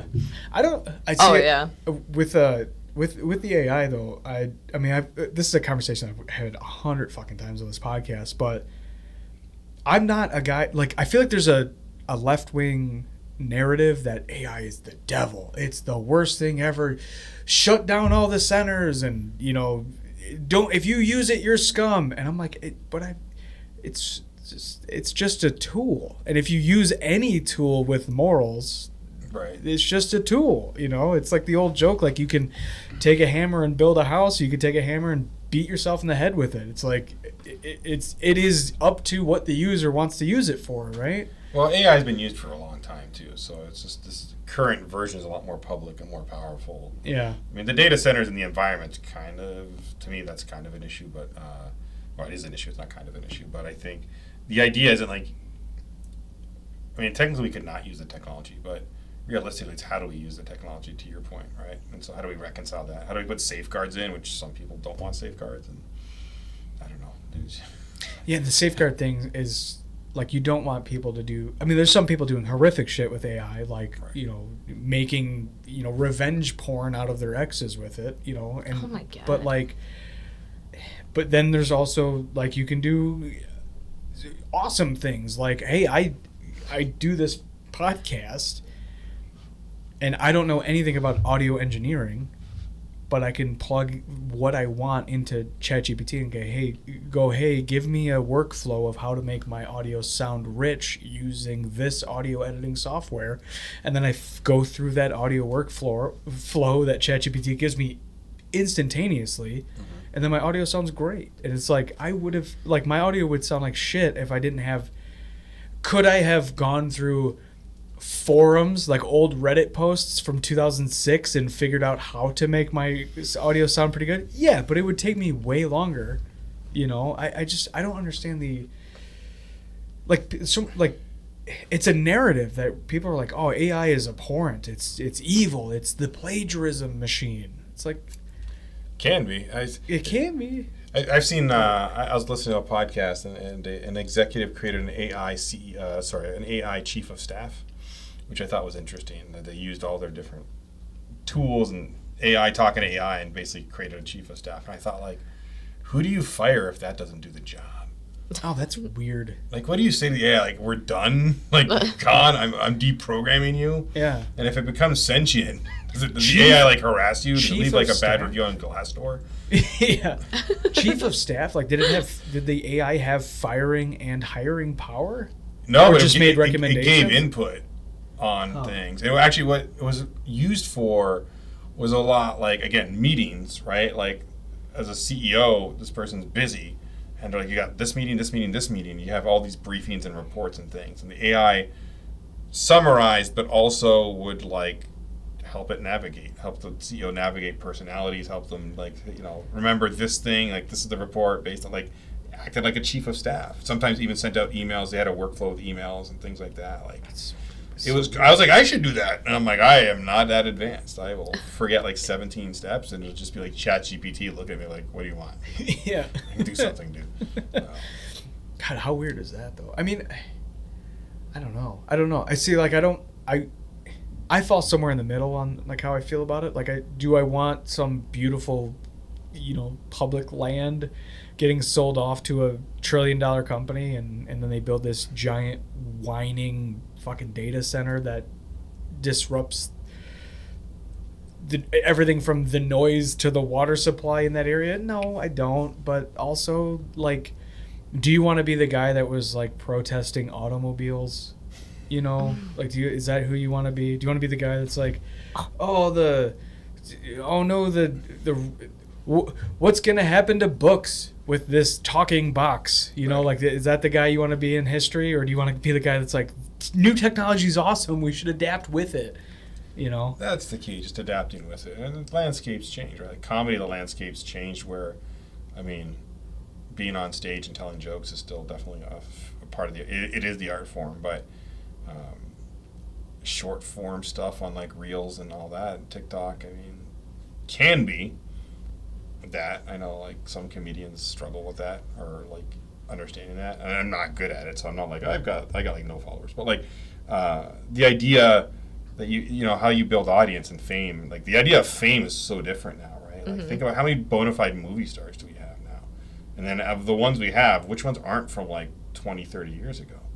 Like, how many new stars are created? Yeah, there's probably 5. Right. I mean, right. Same thing with musicians. Like, there's just not the monoculture anymore, and that in itself is an adjustment. Which, even the streamers, I think they're adjusting, but they're still struggling with that, right? Like, what? I'm a big Masters of the Universe fan, big He-Man fan, a child of the '80s, right? Like, can't wait for the new movie to come out June 5th. I will be there with my sword and my T-shirt. Like, I will be there. Hell yeah. And I'm excited. Of course, some of my friends who are, like, hardcore into it, excited. You know, Amazon, who produced it, I think, I don't know, 100 and something million of the production, trying to get it back, and the projections are they're not going to make it back. And I'm like, of course not. I mean, not of course not, because you want it to be successful, but you've got a property that's basically nostalgic, and you don't have, like, everybody watching the same 4 TV stations. Yeah. You know, everyone's got their own thing. It's just harder to, like, make anything. Like, even think of, like, there's not a lot of movies that everyone's seen. We all see it in phases. Yeah. Right? Yeah. I could be like, have you seen Ted Lasso? Which I think is probably better at the monoculture thing. And a lot of people said yes. There's still a lot of people like, I have no idea what that is, right? Because you don't have Apple, you missed it, like, whatever it is. I was gonna bring up Ted Lasso too. I thought it might be a little too on the nose though, with you being a coach and talking about soccer, and then you know, doing a coach. But yeah, I'm for sure. There is so much. It's a great thing and also a bad thing, because the inherent connection based on, like, what is on TV or what the big movie is, isn't there. You know, like, I mean, like, I just finished watching Better Call Saul. That was when great show. It started 10 years ago, right. You know, or more. It came out 10 years ago, and I just watched it in, like, a month or maybe 6 weeks. I watched the whole thing all the way through, and no, like, who else is watching that show right now? Probably not the average person, you know. Like, I don't know. Like, what? There are some. Is there any shows that are coming out and people are like obsessed with it right now? The Pit. Oh, The Pit.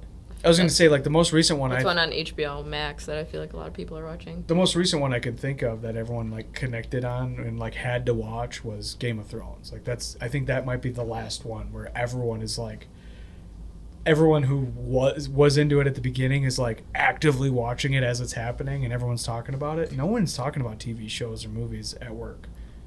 Also, not like reality before. shows, I feel like. Yeah. Reality shows are the big one that I hear people talking about. Oh yeah, guys don't watch reality shows. Well, that's... Yeah, so that's not being talked I can't about. remember the last one I watched. I think I watched The Circle for a couple seasons. I liked that show. I kind of liked it in a guilty It's like, pleasure yeah. kind of way. I kind of had Is that a dating one? No, they're like in an apartment by themselves, and like they're it's the one where they're like talking. This is the one like where they through do the AIM fake, almost. the fake profiles. messaging to each other. Yeah. Like, hashtag this, fire emoji, Yeah. send. It's not one that you want to like. It's so crazy. But- Yeah, it's I've the watched- first season was, I mean, the first couple seasons, like, this is kind of, there's like a social experiment. You try to justify you're watching the trash, but like, yeah, it's sort of interesting, like, what's real, what's not, Yeah. you know, appearances on, you know, how you present yourself or something that's not you. But at the end of the day, it's just kind of like trash. Yeah. But Yeah. it's like, you know, we need that mindless sort of thing. It's just, Yeah. reality's become that. And reality's easy for them to produce because it's cheap. Yeah. And they get so much content out of real time instead of like, hey, this 1 minute scene in a movie might take Right. this week to get in there, you know. That's why Survivor's like on season, I don't know how, 50. Like they're Right. 50, at least 50, so, yeah. Because they do like, now they do like what, two seasons a year or something like that. 3, like they don't. Oh, do they? Yeah, I mean, it clearly hasn't been around 50 years. I mean, it's Yeah. it's probably been around like 25. Yeah, but they do a couple, and then they have like Survivor or whatever, and they just keep turning it out. Yeah. Keep Jeff Yeah. in business, man. I grew up watching that, and my parents still watch it every week. Big Brother's the one that we watch. Oh, yeah, Big 'cause Brother. That one's fun to watch because it's like, I don't know, I feel like it's more like a chess like game, you know, instead of just being like brute force, how good, how strong, how athletic are you in this game. It's that plus how is your social game, which is, I think it's super interesting. These people playing against each other, or manipulating each other. It's wild. Last season was Survivor has a lot of that too, though. The social. I social can't get aspect into of it. I can't get into Survivor Yeah. just because of the gimmick of it. Like, ooh, you're on an island. It's like you're not eating fucking Cliff Bars when they're not like, they're not editing out you drinking fucking protein shakes and Pedialytes. Like, get the fuck out of here. I like Alone. Alone's a good one. It's like Survivor, but more extreme and real. It's like, What's Alone? Alone is like individuals. They pick like a location, usually somewhere like in the Arctic or something, like somewhere like it's going to get cold. So they drop them off and they have to live on their own. And like the last person to tap out wins whatever the money is. So but it's based more like Survivor. I liked because it was like a soap opera. Me and the guys would watch it, like, you know, back in the day. But this is like more like real survival, like real survival. Where it's like, I had to kill a chipmunk today and try and eat it, and I ate its liver, and now I'm sick and I have to tap out because, you know, like, Yeah. they make like real shelters and stuff. And Oh. it's an interesting. Or That might be a good one. Naked and Afraid or whatever it's called. It's kind of like Naked and Afraid. I haven't Okay. watched that one, but I saw the preview for Naked and Afraid. It seemed very similar Yeah. in that they do that kind of stuff. Yeah. It's cool. I call them like fun weight loss shows. Of like, how much has he lost now? Because like, Right. so you're only like, it's great to eat like a salmon, but like they only eat like one every 2 weeks sometimes. Like, you know, and some guys go in like they have guys. The strategies apparently like. Some guys, like, they bulk up, they put on 20, 30 pounds because they know, and just, I'm going to live off my fat for the most part. I'm like, and some of them win doing that. So it's interesting to see how it goes. Especially because, like, I think most of them are, like, actual survivalists. But it's interesting to see, because I think it's one thing to be, like, a survivalist, like, in a controlled environment where you can walk away. But they really are, like, alone. So it's interesting to see them, like, out there doing their thing. Yeah. But even that's can't be a lot of production costs, and like the contestants are doing the actual recording themselves because they're Oh. alone. So they're giving tripods and battery packs and stuff. So That's cool. They just got to edit it. I'm sure there's a drop off somewhere at some point so they can preserve yeah. the footage. But yeah, they don't like talk to anyone. So they say. You never know. It's Yeah. They reveal it. So You hope it's real, right? yeah, Or ish. It's got to entertain me. I'm at the point. Nothing is real, so I was just like, let's just entertain me. Yeah. Well, I learned that American Idol is not. They don't just walk in and like they're in front of the 3 judges. Did you know that? Yeah. There's like stages. Mm-hmm. There's like 3 other stages before they get to the So main like judges. you're there's like a pre-audition, like is this guy gonna waste our time kind of deal? Yeah, so then like when they get the bad auditions, and they keep them for the 3 judges, it's for entertainment purposes. Because they're so bad that it's Yeah. gonna be. Because one of my friends auditioned, and I don't remember which stage she made it through, but she didn't get to the final. She didn't get to talk to the celebrities. Yeah, Huh. I think she got through like the first 3, but then Well, and it was annoying because it was like she's actually really good, and then they have like these. like shitty ones Yeah. that are going through for the joke. Yeah. Yeah. Yeah. I want to hear your thoughts on Better Call Saul because I just finished this. Is this fresh in your mind enough to talk about it? I don't know. It's been a couple of. I like that show. Actually, I kind of liked it better than Breaking Bad. It's a good character study series. It's like really about the evolution of a single person. Yeah. And I liked it, and like the acting's superb. Like it's a good. I appreciate a well put together story. Yeah. And that one covered a lot of the bases, and it kind of shows you why he becomes the way he becomes. Yeah. But in a way that's like both like there are times where you're really sympathetic towards him, and then like there are times where you're like this is where he crosses his own line. Yeah. And also I love that he goes to where is it like the mascot of the university. He does the mail order law school or whatever, and the correspondence law school. It's like the University of Eastern Samoa, but they're It was like American Samoa. American Samoa, and their mascot's the land crabs. I'm like, that's just awesome. I want a land crabs T-shirt. That would be cool. Yeah. Yeah. I love the dichotomy between the brothers, Right. where one brother is so certain about the way you're supposed to be in the world, and then Jimmy just isn't, and he's just like faking his way through everything and bullshitting his way through everything and scheming his way through everything, and the other one is like, you need to be the most absolutely accountable, honest, straight arrow version, otherwise you're not worthy of this title, which is Right, man. But that brother is also like a recluse who doesn't live with electricity and like has all these. Oh, yeah, he's- so there's this other part of it too. Whereas Yeah. Jimmy's more socially adjusted, just doesn't follow the rules that his Yeah. brother wants. it's so funny. Like, it's so the writing is so good. I mean, those 2 characters are so believable. Like, I so thoroughly believe that those 2 are actually brothers. Like, you could see how you like as Chuck, you try so hard to do everything correctly and the right way and the straight, narrow way to do everything. But everyone likes the asshole more because he's better with people, So his little brother who stole every penny that their parents ever had because he saw that his dad was weak, and so he took advantage of his dad. And you have that mentality, and Jimmy's explained when they have the flashback of the guy robbing his dad, and he's like, "Listen, kid, there's sheep and there's wolves, and you got to pick which one you're gonna be." And then. 10-year-old Jimmy reaches into the cash register and takes himself $10. He robs his dad while his dad's getting robbed by another man. And it's like, oh, that's the beginning of the scumbag that Jimmy becomes. It's so it's so good. It's absolutely excellent.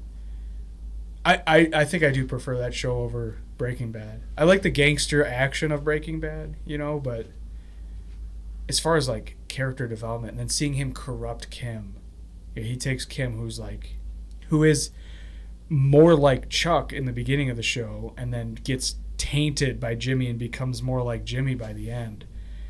And then she plays this.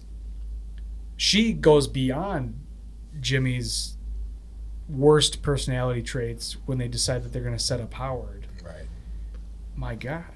And then that is the beginning of the end. Right, because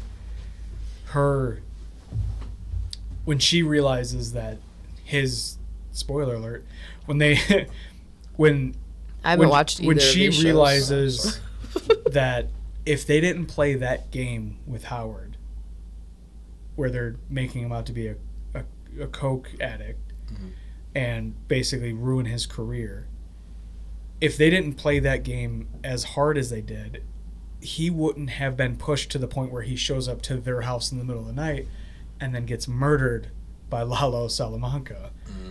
So, like, if they hadn't played that game and she didn't let herself indulge in the worst aspects of her personality, which Jimmy helped her figure that out about herself, then Howard wouldn't have died. My God. I mean, I think it's a masterclass in writing. Every single thing that happens is a therefore. Right. There's no, oh, that happened. End of that. No, every single thing that happens leads to the next thing that's going to happen. It's fucking excellent. It's so well done. Yeah, it's a great show. It's one of my favorites in terms of like well put together, like incredible beginning to end. And there's a point to every single B story in every single episode. Like whenever you think it's just wasting time, like why do I keep seeing fucking Mike doing whatever? It's always revealed like, oh, this had a point the entire time, you know, and it's so good. It is so good. I think it's better than Breaking Bad. It just doesn't get the hype that Breaking Bad did because Breaking Bad was so cutting edge at the time, you know. Yeah. It was a spin-off and all that thing, but you know, it was great. They said well done show, so you can't. Oh yeah. It's time well spent if you ever want to watch. Well, the thing is he'll start shows with me and then he'll watch them while he's at work. And so, like, then he's, like, way ahead of me, and I'm like, I can't watch shows at work. Right. So, like, I don't watch then, it like, during my work. Well, on your lunch break, but I don't even get a lunch break to, like, watch shows, really, so. Not in education, you do not. It's not really a break. Yeah. But, so he's always, like, way ahead of me, so then I'll try to catch up, but it never works. Yeah. So. Well, I also have, like, a personality quirk that, like, when I start a show, I have to watch it all the way through, and that's the only thing I'm going to watch. You know, so, like, every time I have an opportunity to watch TV, it's another episode of Better Call Saul or half an episode or whatever. And now that it's over, I'm like, I feel like a lost puppy. I don't know what to do with myself. I just watched The Crowded Room on Apple TV. That one's really good. Yeah. I've seen that one, yeah. Have you seen, so speaking of Vince Gilligan and his excellent storytelling, have you seen Pluribus, his other show? I heard of it, but I haven't seen it. Dude. They're doing a second season, and it's not out yet. That show is... I don't want to give anything away, but that show is fucking amazing. And that's why I watched Better Call Saul, because Rhea, what's her name? Rhea, whatever. The actress that plays Kim, is the main, the protagonist in Pluribus. And my God, it is so good. That's cool. It is so good. I watched that show, and I was like, that is so good that I had to go back and watch Better Call Saul. That's why I was watching Better Call Saul. But, dude, that fucking amazing. Which...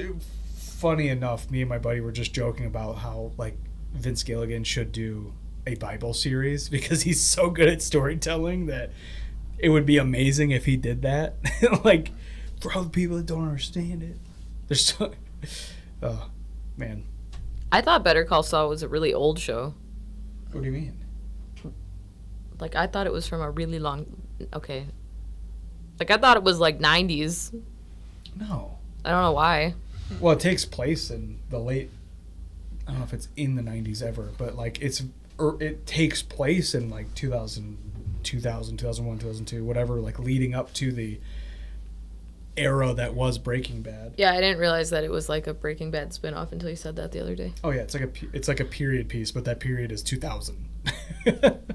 You know. I thought it was old for some reason. Yeah. Yeah, it's excellent. I fucking love it. I got to find a new show now. I'm thinking about rewatching Ted Lasso because the new season's coming out. Yeah, that's never a bad pick. I just watched Running Point on Netflix, which is about like basketball. Kate Hudson's like the owner of LA Waves. You know, basically it's the NBA. But okay, it's like a family. Like she's part of a family that runs a team, and then she gets put into the seat to run it. It's fun. That's good. It's fine. It's good. I liked. I mean, I kind of binged it. It's good. It's good. It's good story. Good storytelling. It's fun. It hits the right notes of like, it's fun. It has some serious moments, but it's just like a good pace to it. It's really easy to digest. Okay. So you don't have to like follow it intensely but you can catch it. Like it's good. I liked it. Yeah. Sometimes I gotta balance out the series. Sometimes like you can't go too serious or too comedic all the time. You gotta Yeah. flip it. That's what I thought. Ted Lasso balanced that perfectly. Yeah, Ted Lasso is one of the best series I think ever made.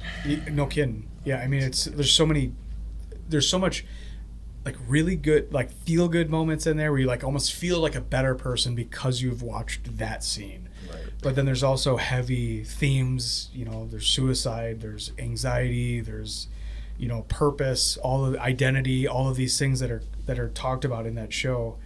And it's a show about fucking soccer, but it's not. It is. Barely But it's any not. soccer in it. I mean, Yeah. Soccer's the backdrop. I mean, Right. Most of the soccer is like cutscenes to the end of the game.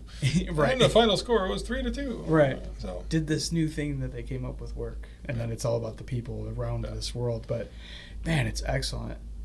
Absolutely, yeah. That show I was very surprised by. I was like, I can't believe how much I love this show, and it's the storytelling in that show is excellent too. I go in expecting nothing out of the new season. Like I see the original sort of, what was it, 3 seasons they did as like its own thing, and if season 4 meets it, amazing. But it's like when I watched Coming to America, the sequel. Coming to America is my favorite comedy of all time.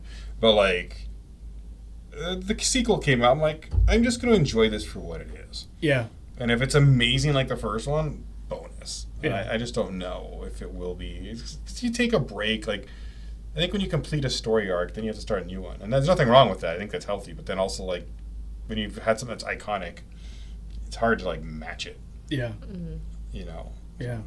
That's what I felt like. Did you watch Scrubs? No, I never saw that. Okay. Scrubs, the arc of... So Scrubs is a bunch of, like, first-year resident doctors who are, like... They're in the hospital for you're with him for the first day he's ever in the hospital as a graduated student, and then this arc is these bunch of kids, the fresh out of college, are like finding their purpose and starting families and learning their craft and getting more confident in their world, and it's fucking excellent. And it ends, and the ending was perfect. I mean, there was like a slow walkout, and it was like it might as well have been like it was like a montage to all of the heaviest moments that led the main character to this new purpose that he's found, and that's the bow to wrap up the fucking series. Right. Excellent. And then they did another season, and they fucking ruined it. They fucked it up. It's horrific. I think it might be the 9th season where they come back, and then they're at a new hospital, and there's all these new students, and there's all of these things that they changed, and it fucking sucked. And they did that they did this season, I don't know, maybe in like 2009 or something, and it was horrendous. And now they got canceled immediately. And then now they're back again, so they're retrying for a third time. Is it the same actors? It is, yeah. So I'm Aren't curious. they, like, quite a bit older now? Yeah, but it's not it's not Family Guy. Like they adapt the story based on everyone's age now. But I saw a cutscene from the newest season, and the cutscene like looks amazing. Like it was like a 2-minute heavy segment between the main character and his mentor. It's a heavy moment, and they're having this conversation. I'm like, okay, this feels like the original series. So like now I might rewatch that show to get to this newest season and skip over that dog shit that they did in 2009. It's like Rocky 5. Just ignore that it existed. Is that the one with the robot? No, that's Rocky 4. That's epic. Rocky 5 is when like he gets poor, and then there's no boxing. He fights Tommy in the street fight at the end. I don't remember this one at all. Yeah, it's not. I actually kind of like it, but Stallone even hates it. Stallone doesn't. It was supposed to be the final Rocky movie, and then obviously it didn't become the final Rocky movie, but he was not happy with it. So, it's just not. It's not as good, I guess, but they lost all their money, so the idea was there. I mean, to try and evolve it. And I always say, without Rocky 5, there's no the new Rocky stuff, because in Rocky Balboa, he's lost everything now. He's lost his wife. He's still basically poor. And I always just wondered, like, why couldn't he do a couple of endorsement deals? Like, you lost all your money because of bad investment. You're still Rocky. You just beat the Russian. Yeah. Like, that's got to be good for something to get you back on your feet. Sell some tacos or something. Right. They end up moving into the house that, like Paulie owned. Like, that's great. But, like, come on. You're right. Like, I mean, like, Mike Tyson's made his money back 4 times over. Yeah. You know? You're right. So, anyways, but it was okay. I think people just got upset because there was no Rocky in the ring. It was like a street fight at the end. Oh, yeah. It's worth a watch. It's entertaining. I like it. Do you have you seen Shrinking? Did you see that one? Is that the one with Harrison Ford? Yeah. That's a good show, yeah. Dude, excellent. That was another one that I was pleasantly surprised by. And that one they're doing another season of, and it should have ended when it ended. They completed all of the stories that they had going. I think it should have just stopped. People got to make money. If you're Apple, you got to keep. Apple doesn't do a lot, so they got. I feel like they are coming out with some good ones, though. I feel like Apple TV comes out with. Apple doesn't do a lot, but when they do, it's good. It's excellent. It's usually pretty good. Yeah. Or it's niche, and you're just like, well, not for me, but that's like good. Like I can tell it's like they put their thought into it. They're not really at the slop phase yet. Kind of like Netflix was. Early Netflix stuff was really, really good. Yeah. And now they just produced way too much shit. They have to. And last I checked, Netflix is unique because they're not owned by a conglomerate yet. So like Netflix has to make money for Netflix. Whereas like Amazon Prime, Amazon's behind it, so that can lose money for as long as Amazon wants it to lose money. Right. Same thing with Disney Plus. Disney, I mean, the only thing stopping if they never want to be profitable, they don't have to be. Because the parent company will just keep feeding it. But Amazon, same with Apple. I mean, Apple's not hurting, right? So, but Netflix is unique because they have to they have to make money at this point. Do you want to hear something interesting? Did you hear about on Disney Plus? They have the terms and conditions at the beginning of when you sign up. Mm-hmm. Apparently, there's something in there that like if you get hurt at a Disney park, or you die at a Disney park, you cannot sue Disney because you have a Disney account. That would not shock me. I heard this. I mean, this is what's in those terms and conditions? Yeah, that'd be interesting. I feel like someone would check. Like, there was something about a girl, somebody's kid, like, died at Disney, and they couldn't sue Disney over it because they had a Disney Plus account. And it was in the terms and conditions. He's ChatGPTing to. Are you making sure I'm not lying? Oh yeah, 100%. I was told this, so I do not if want I'm to get wrong, a cease and desist from Disney. That's true. I love Disney. Disney's awesome. Disney's amazing. I love throwing all my money at Disney. He was absolutely not a Nazi. So, okay. Yes, the current Disney Plus subscriber agreement includes a binding arbitrate. Wow. What is that word? Arbitration clause? Sure. And a class action waiver. That means Disney says most disputes must be handled through private arbitration instead of a normal lawsuit in court. The agreement specifically says any dispute between you and us must be resolved by an individual binding arbitration. It also says users waive participation in class action lawsuits. This became a huge news story in 2024 when Disney tried suing the Disney Plus arbitration clause to argue that a wrongful death lawsuit related to a Disney restaurant should go to arbitration instead of court. After a major backlash, Disney backed off and allowed the case to proceed in court. A few important details. It does not literally mean you can never sue Disney. It means Disney may try to force disputes into arbitration instead of public court case. The agreement has an opt-out provision, but you generally must mail a written opt-out within 30 days of becoming subject to the agreement. Wow. Isn't that interesting? I learned that at book club last time. I was there. Yeah, that's wild. That is interesting. What else is in those agreements for all everything? Right, everything. Yeah, anything you sign up for, there's terms and conditions. So. Yeah. Dude, that's wild. You can just.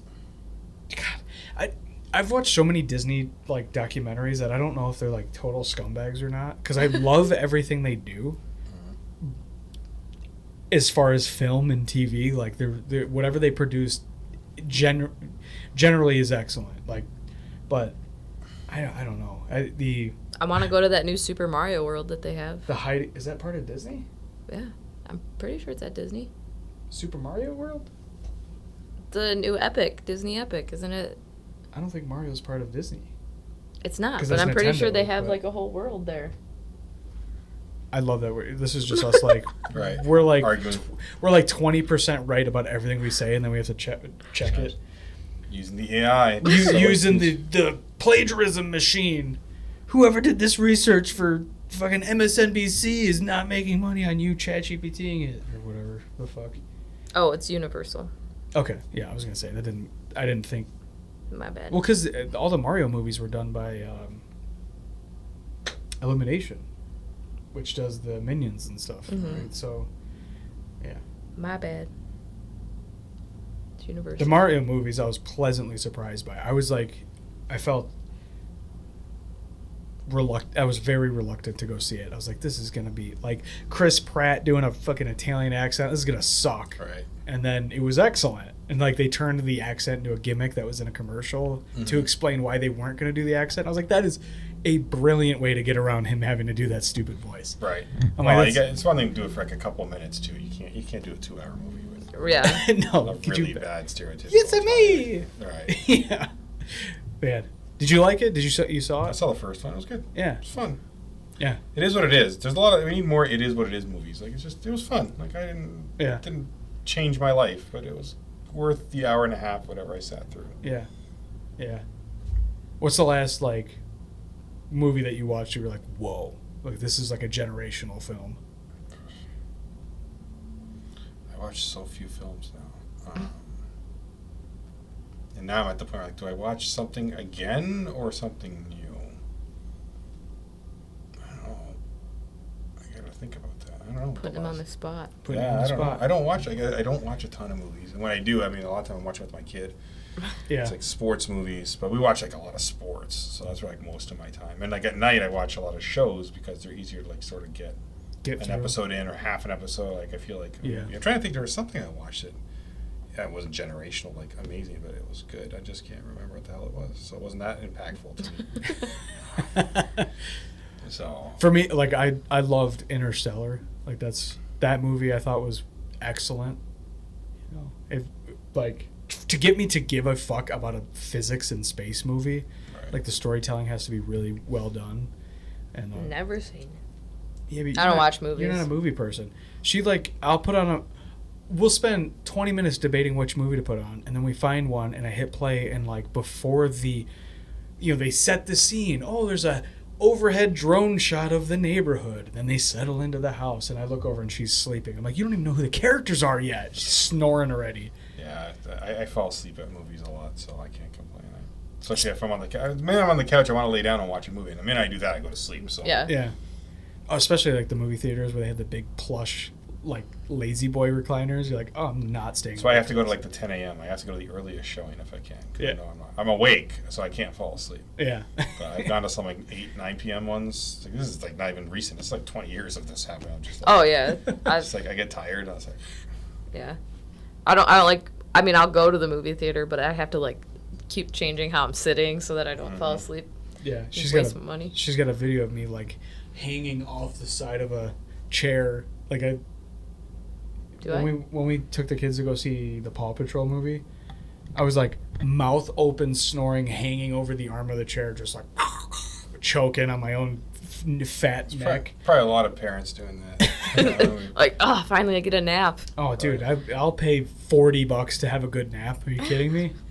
The kids are entertained. They're just chomping down on popcorn, and I'm open mouth snoring with my finger in my belly button. Just hell yeah. It's a good way to live. Oh man. Did you go into how you started comedy?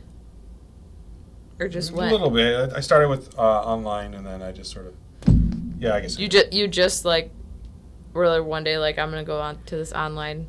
Well, it was the pandemic, and I was just like, so here's the thing, like when you're speaking, like I'm humorous on stage, like, and I've always enjoyed stand-up comedy. Comedians were like some of my favorite folks growing up. Arsenio Hall's like one of my favorite. Like I think I get a lot. I mimic without even knowing it a lot of Arsenio's stuff, just the energy and working. Yeah. So, and then of course I started following the greats and stuff like that. Anyway, so it was the pandemic, and I was like, you know what? I'll just take a stand-up comedy class.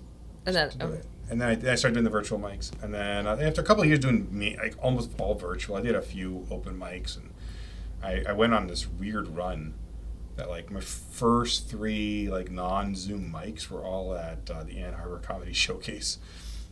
It was this weird run, and then I kind of stopped. And then when I took the advanced classes, like, I just want to do this again. And then, like I said, Joel said, if you're serious, do it twice a week, and do then it twice a week. And that was kind of let me do it. I think after my showcase there, then I was like, okay, there's something here. Yeah. I just didn't know if there was something to like that got you on to wanting to do the online.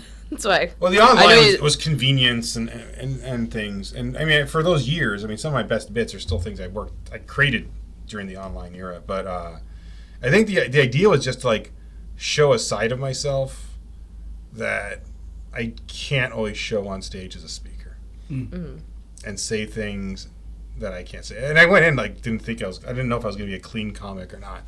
And apparently I am. And I think you're the first clean comic that we've met. Really? I think so. Well, I mean, yeah, I guess.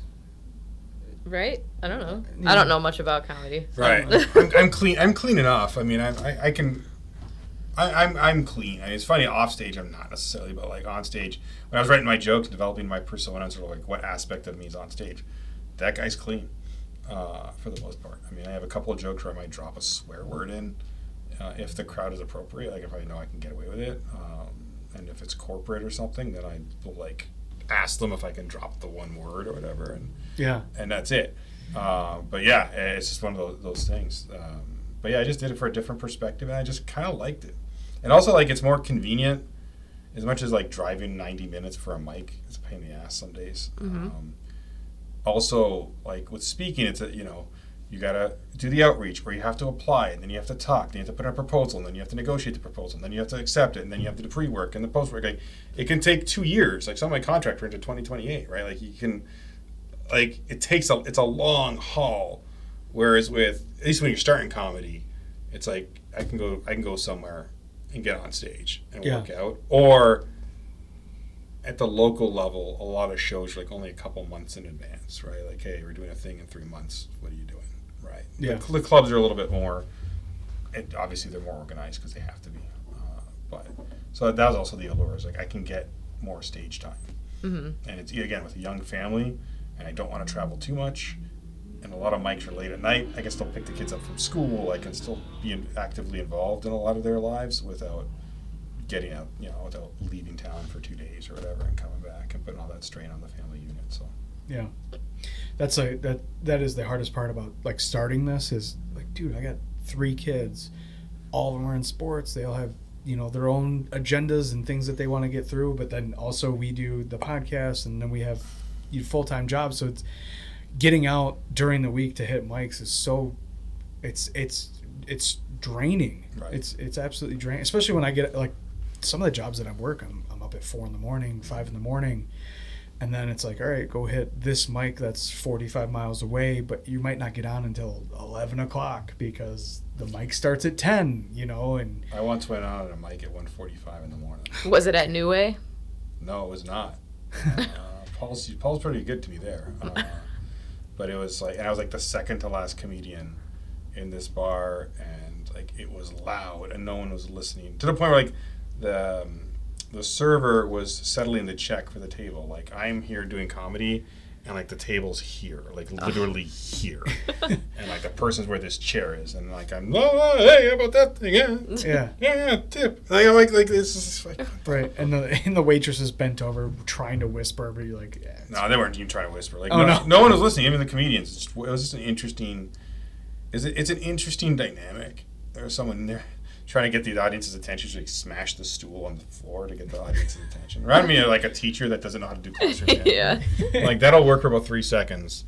Yeah. And then they go back to like whatever. And so it was interesting. So you also get those experiences. We've been to one like that. Yeah. Well, I've been to quite a few like that. I'll try everything once. Yeah. I'll try everything once, and then if it doesn't go well, then I ask myself, like, why? Was this just an off night for that place or that team? Because most people putting together a mic are doing, like, they're putting in the work. Mm-hmm. But, if it's not ideal, it's not ideal. It's not for me. And so, and I'm pretty pretty laid back. So, but yeah, that was early on, especially getting to that. I think I did 118 reps last year, like, combined virtual and on site, and a lot of different experiences in that 118 reps. Yeah. Are there any up by you, or do you have to like come down this way? There was a couple in Flint proper. There's another one in Flint in terms of mics. I produced a few of my own shows last year. Okay. It's something I still do, but not a ton, because again, it's work and I have to balance it. But it can, when I work with like legions or charities and stuff like that, like at least there you're getting audiences that want you. They want to be there. Like they've chosen to do comedy night. They've paid to do comedy night, and so I was like, I'd rather, one good legion show to me can be like the equivalent of like 3 bad mics in terms of like what you get out of it, because now you're really working a real crowd. Yeah. And you're presenting your best material, and granted, people who haven't heard it 15 times or whatever, if it's largely comedians, or they're not there just to eat the chicken wings or whatever's on special and it happens to be comedy night. Like, it's really hard when I talk to a bar or a venue and they're like, well, we don't want to turn off the they don't want to devote it. They don't want to sell tickets. I'm like, you just want us to be sort of in the background. Like, comedy's not good as background noise. Musicians are great for background noise, karaoke's great for background noise. Comedy has to be something you focus on, right? Yeah. And so, yeah, but it's been an interesting journey. But yeah, there's not a lot in Flint. And so I try to produce, and I was going to do a weekly mic, and it's just too much work. Like, I don't want to commit because I got too many other commitments. And Right. So. That's what I was thinking about, starting a mic here, and I just don't know if I can, for the same reason. I'm like, I have so much shit in my like we have a digital calendar that we both have access to or whatever. It's a shared calendar, and then like we just look at it. It's every single day there's like 4 or 5 things that we have going on. And I'm like, dude, yeah. I mean, it's hard enough just to hit mics, let alone run one, and then like balance the chaos of trying to make sure comics show up as if they did it like a showcase style, Right, and my thing is too, I only want to produce shows I can guarantee a decent payday, or at least a payday, which means less of them, but I would rather do that. And Mike's, I thought about maybe like a monthly or quarterly showcase in Swartz Creek or somewhere around there. And again, it's just, I'm not at that point. Like, I know my limits. I've gotten better over the years, like not trying to do 150 things on my plate. Yeah. I already do enough, and so, and the kids, definitely, they're the top priority. So for me, yeah, it's a lot of work. Mike's, I've seen like mic producers, like people drop out and they got to fill 2 hours. Right? Can you do 15 minutes? Can you do 20? I can. Now I can. But like, still tough to fill that 15 sometimes if the crowd's not there. Yeah. Yeah. But there's some good producers out there. So, I mean, I try to get out to like Toledo for Dave Crumbly stuff. Crumbly's got a great scene. Yeah. He's I haven't been there in a while, but because I don't put myself on Dave's list unless I know I can make it, because I hate backing out, even when like life happens, and it's happened a few times to me. Yeah. This 2026 in particular, but like I don't like to pull out unless I have to, and so but yeah, Same. Dave runs a good thing. He finds venues that treat it seriously, and so Yeah. that's why you're good. As a host, he's there he's there as a host to make the show good, not himself good. And I like that. I'm not a big fan of like some MCs will like try to crap on the comics, or like or they try to do like large sets in between. Like, Yeah. Dave keeps it going. I've done a couple of mics there where they'll like riff on what you were talking about, and then it's like, dude, you just did 7 minutes in between comics. What the fuck are you doing? Right. That's the thing. It's the riff. When I MC, I don't necessarily riff. I actually try not to. I just try to keep it going. But if a comic hits on something I think I can add like a ha-ha to, it's like a one-line thing. Yeah. Like acknowledge the joke or keep the joke going. Yeah.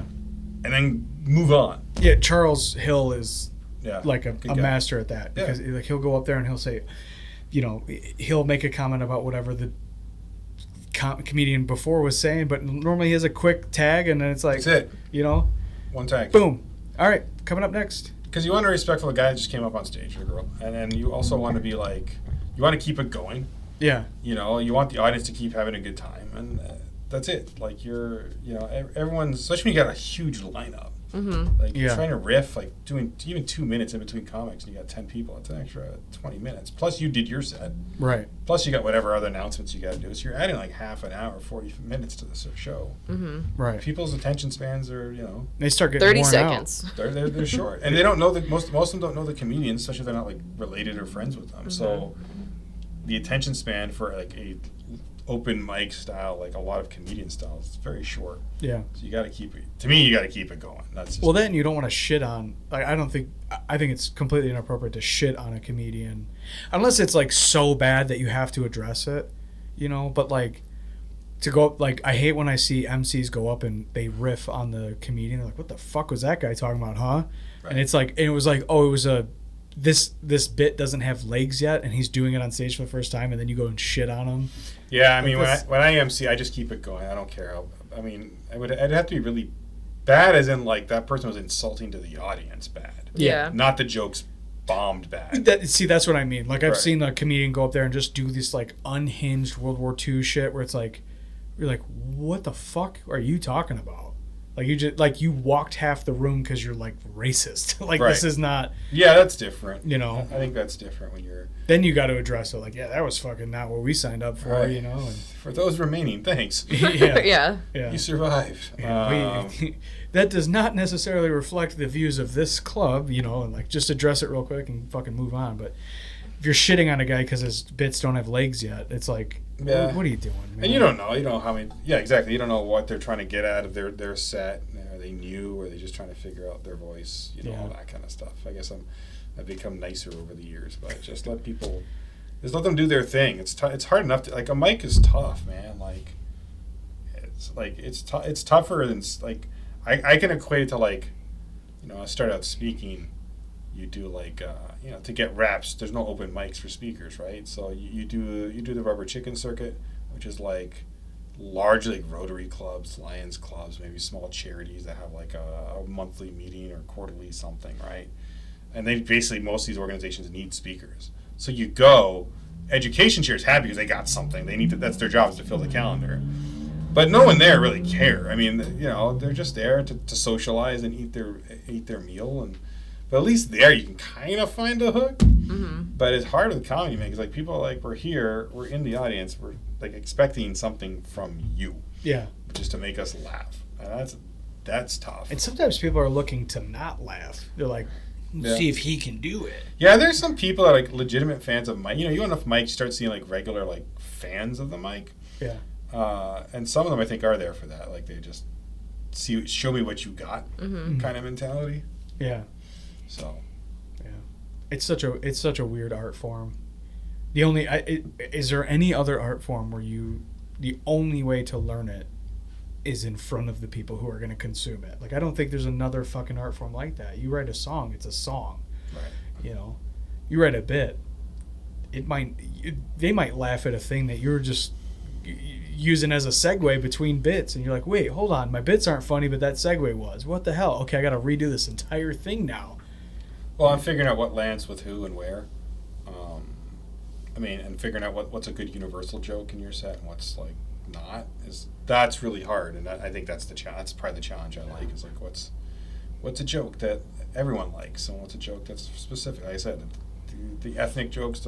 Growing up as an immigrant family doesn't land everywhere. So like, do I save that, or where do I find the universal? Like, where's the universal spin on that? Yeah. Like maybe it's just like parents with unrealistic expectations. So yeah, we can, most of us can relate to that on some level. Versus like I grew up Italian, so like, and I grew up in Toronto, so like an ethnic joke like that can do well because everyone's from an immigrant background when I grew up, right? So not always here, and so certain crowds it just plays different. But to me that's the puzzle that I enjoy out of it. Yeah, is figuring it out and then just like doing my thing, talking about my life, and really comedy's almost like a different monologue of what I do on the other stage. It's like it's about my life. Everything's about my life. I'm a storyteller at heart, but how do I take this part, especially like some of it, like the parenting and the disability topics I talk about are just all like my actual riff on my actual take on shit, and just go at it. The disability stuff, it's really about like, I'm really not disabled, but like the world sort of sees me that way. So like it's just bringing up the irony. A lot of it's about the irony and the hypocrisy of it at its heart. And then, like, parenting is kind of like about, we don't know what we're doing. Yeah. Yeah. Yeah, but when you're being parented, you think that they have it all figured out. Right. I don't know what it is, and just the absurdity of just being in the world as a parent and being exposed to things you're exposed to as a parent is absurd. Like, again, reacting to soccer parents or figure skating parents or the school Christmas concert, whatever the hell, and you just start thinking, like, wow, this is, like, so, I don't know. It's not normal. A lot of it's not meant to be this way, but it is. Society's constructed these things of, like, expectations for our kids. Yeah. And you try your best to, like, give them a good life and they have good experiences. And then by doing that, you have to suffer through some of those experiences with them, and it's like, it's a tough call some days. Yeah. Yeah, it's funny. Thinking about these rituals that we all go through, and it is funny to think about that, isn't it? Like the Christmas concerts, the forcing kids, which 99% of them don't want to be there doing the thing that you're there to see them do. I'm just picturing Jamie at his last concert. Yeah. His youngest is just standing there, like, not even pretending to sing, just standing there. Meanwhile, there's like 300 parents in the audience, just like, it's 7 p.m. and we're all exhausted and we all have to feed the kids and get them cleaned up and ready for bed, and we're all just like sitting through these horrible songs that the kids don't want to sing and we don't want to listen to, but then there's like an enthusiastic music teacher who's like, and you're like, fucking, like, who is this for? Some of the kids love it. There's one but kid. Then there's the other ones. That's for the few that do like it, I guess. And the music teachers got to earn their check. Yeah. Got to keep the recorder company in business. For real. They're singing. Oh God. Yeah. I mean, it is what it is, and luckily my kids' school, their concerts aren't very long. Because when I was a kid, the concerts were like marathons. Like, it was like all the grades together, and now it's like 2 grades, maybe 3 times. Yeah, theirs they just did like first and third or something. Yeah. I'm gonna do all of them. I appreciate that. Yeah. Like, you're kind of in and out in an hour, 75 minutes. Like, you can still annoying, but you can, like, get through it. You get to see your kid. That takes up like a third of it, so that you're like, okay, it's not so bad. Yeah. If you need to use the restroom or whatever, you can, and it's fine. It's better than I thought it would be. We went, like, early when my kids were younger. We went to a couple of their things at another school they were at, and they were like so long. I was like, I can't do this. I was in choir growing up, so my parents got to sit through. Right. And you appreciate some of that stuff, and you, like, on the other side of it, like, Oh, dude. My brother went to an art school. My sister ended up going to the same art school, and then I was in orchestra, jazz, and marching band. So the amount of time I spent just sitting through songs I couldn't give a fuck about, it's thousands of hours. It's just, I mean, playing songs I didn't give a fuck about. Oh, we're doing this again. All right, let's do Heard It Through the Grapevine on marimba. But, oh man. Yeah, I guess, you know what, I need a little bit of a perspective, I guess, because every time I'm at one of those things, I feel like I'm on fire. And then when it's over, I'm like, oh, I miss when they were this age. Mm-hmm. Well, you don't get the time back, so yeah. I enjoy, like, seeing them on stage, just being with them. That's the best part of it all. How old are your kids? 13 and 10. Oh, that's right. Yeah. 13 and 10. Yeah, so we have a 13, 8, and 7. So we're right in the same kind of area. Yeah. So, I mean, that part. I mean, like, my daughter loves art. She's got all sorts of art all over my house. And you have to, as a parent, balance that delicate. Like, what do we keep? What do we not keep? Yeah. And then I had an aunt of mine said to me once recently, she's like, there'll come a time where they probably stop doing that. Mm-hmm. And you'll miss it. And, yeah. I get it. Even, like, with my sister, I was like, because I actually like to hang my kids' art up in the house when I can. And I remember going with my sister, I'm like, I'm going to keep this one and put this one up. She's like, really? I'm like, listen, one day it'll happen to you. Yeah. And you'll have it, and you just be like, this is pretty. And yeah. It's like, sure, it's not compared to, like, maybe what's somewhat professional, but maybe it is with modern art being what it is. I mean, who's to say what it is? But I'm like, it has some. It speaks to you in a different kind of way. Yeah, it's a connection to your kid at that time. That's exactly what it is. Yeah. And so you take it. I've I think that parenting is kind of like constantly grieving what your kid used to be, like the version of that kid used to be. You know, you have this, you know, there's like certain things that I reminisce about. I think about my 13-year-old. He's my oldest, and he was in these stages where he said the most ridiculous thing, or the funny, like he had the funniest versions of these things, or he said these things wrong.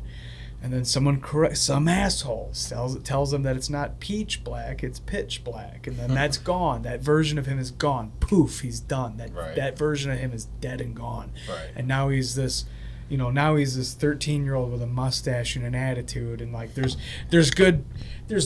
you know, the good traits where he's learned all these cool things, and he's got interests that now are starting to align with my actual interests. And that's a cool new gear that I'm trying to find with him. But also, like, I miss the little boy version of him so much. I'm like, oh, he used to be this thing, which is completely different than what he is now. And, like, although it's the same kid, it's like that version is gone. You know, like these 50 different versions of him that have existed have come and gone, and it's not gonna be that ever again. And now it's this more serious 13-year-old who's like, he's funny like a bro now. He's not funny like a little boy. You know what I mean? And it's hard. It's like being a parent is like constantly grieving what your kid used to be, but also you have this hope for what they're becoming too. And it's right. I enjoy every stage. Like I like that. My 13-year-old and I can have real conversations now. Is he cranky? Only in the mornings. He's not a morning guy. Ours is only cranky when he doesn't get good one-on-one time with the adults, because I think his energy kind of gets drained by being around his younger sister and brother, who are 8 and 7. So it's like he's just at such a different stage mentally that, like, being a dork and like saying repetitive stuff, which I think I might have implemented this hatred for repetitive shit into him, but he doesn't like the repetitive jokes. Like, you know, they make somebody laugh saying one thing, they're going to say that thing 300 times now, you know, and he just gets drained. And then by like the end of the week, he's just like, shut up, go away. And you're like, come on, man, that's your sister. You got to be, right. You know, you're supposed to make her feel safe, and she should feel safe enough to be an idiot at home for fun without you shutting her up, you know. But also, I get it. She's fucking annoying me too, you know. But, yeah, it's a delicate line, that's for sure. Yeah, especially if you care about it. You know, there's so many parents I know, people that became parents that don't give a fuck about it, and I just don't understand that. Like, I'm chasing dreams too, but you know, but the most important thing we're gonna do is raise these kids and make sure that they're people that fit into the world, and they're not, you know, not only are they not counterproductive to other people's lives, but they're valuable to other people's lives. Like, that's the one hope that you have for them. Right, it's one of the only real legacies you have if you do it right.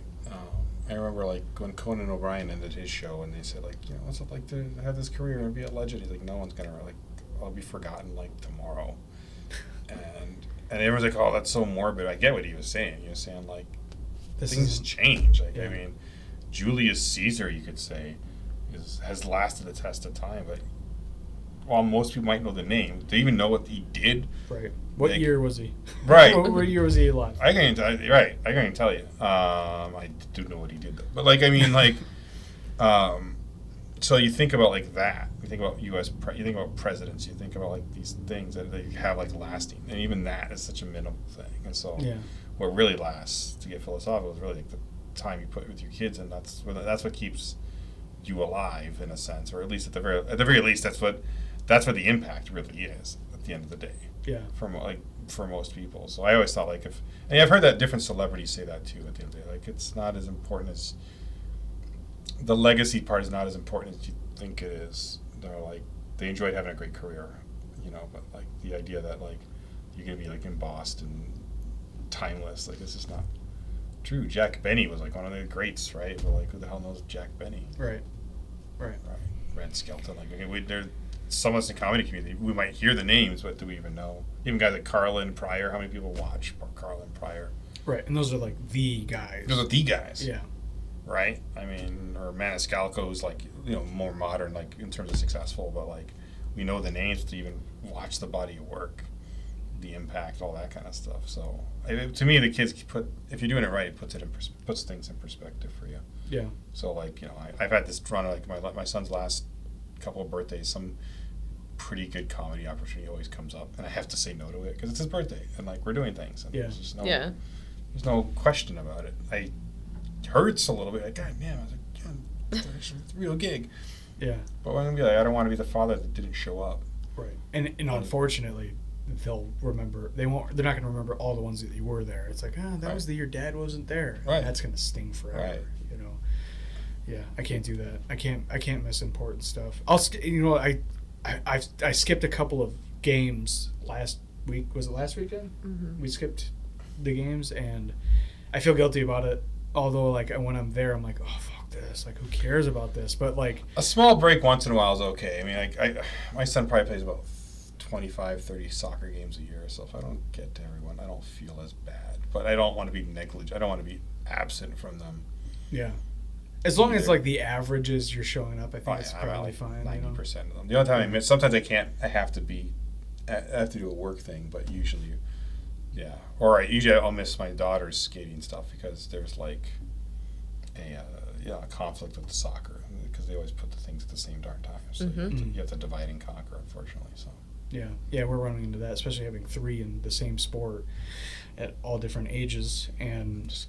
Yeah. I mean, luckily on Sundays they play in the same spot, so we can like sit at the corner of you the 3 fields bird's and eye. like try to watch all 3 of them at the same time.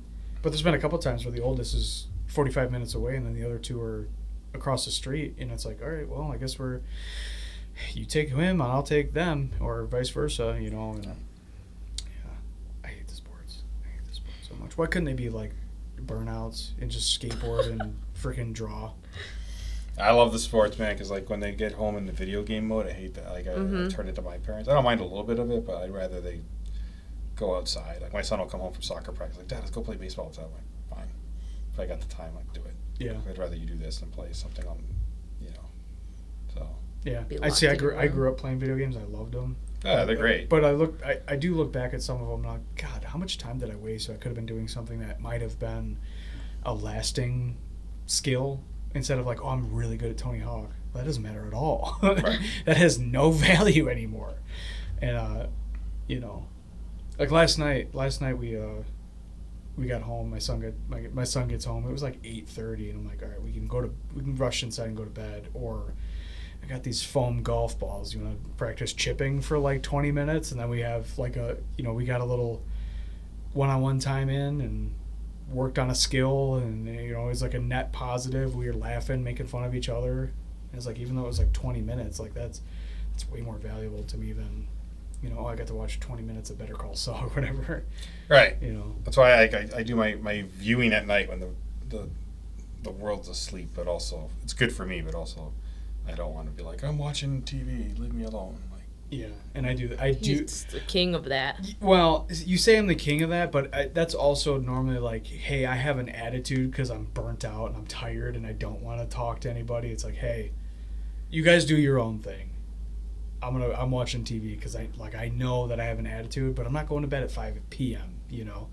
Just let me be alone. Let me decompress. Right. Whatever. I had a shitty coworker that day, or whatever reason I have an attitude. I feel like that's progress, because Matt of the past might have just taken his attitude out on the whole house instead of recognizing that and going, hey, let me isolate while I'm being a bitch. A little decompression's okay. There are times I need that too. But. Yeah, for sure. Dude, we're at 2.5 hours. All right. Really? So yeah, this place is a time warp. Do you have anything coming up that you're doing? Are you getting blinded over there, by the way? I know. Oh my God. Slightly, but it's okay. Usually it's covered. They fell off. I'll plug. I've been thinking about that for a while. I got a private show next week, but then next Sunday I'm in Grand Rapids for the Sunday Night Funnies. I'm closing that show, so nice. We're in Grand Rapids on the 24th. I've seen you on flyers, man. You're working. You're out there. I get out there when I can. Yeah. So Just working the craft and trying to get to my first half hour, which I'm at now, but like trying to refine that. So comment out, support me, threefingercomedy.com. You can at least sign up for the newsletter. I need to update the dates. I'm not good at that, but come on out. Yeah, and then people find you on Find me on social media. Yeah, find me on Instagram, Paul_Artale, PAUL_ARTALE. Find me on the Insta. Beautiful. Heck yeah. Well, dude, thank you so much for coming out. Thank you. Thanks for making the trip. Yeah, it's a great conversation. Yeah. Heck yeah. All right, on that note, peace. Bye. Purpose is not survival. It's finding purpose in what you love. I'm pumped to be branching out and being like, hey, we're gonna sit down and have a couple-hour podcast. Is it? Is it, dude? Jesus We just like talked for 5 minutes. I'm like, is it though? I've always been inspired by this shit. Yeah. Dude, that pizza was so greasy. It was disgusting. It was not disgusting. Disgusting. Good times, Noodle Salad.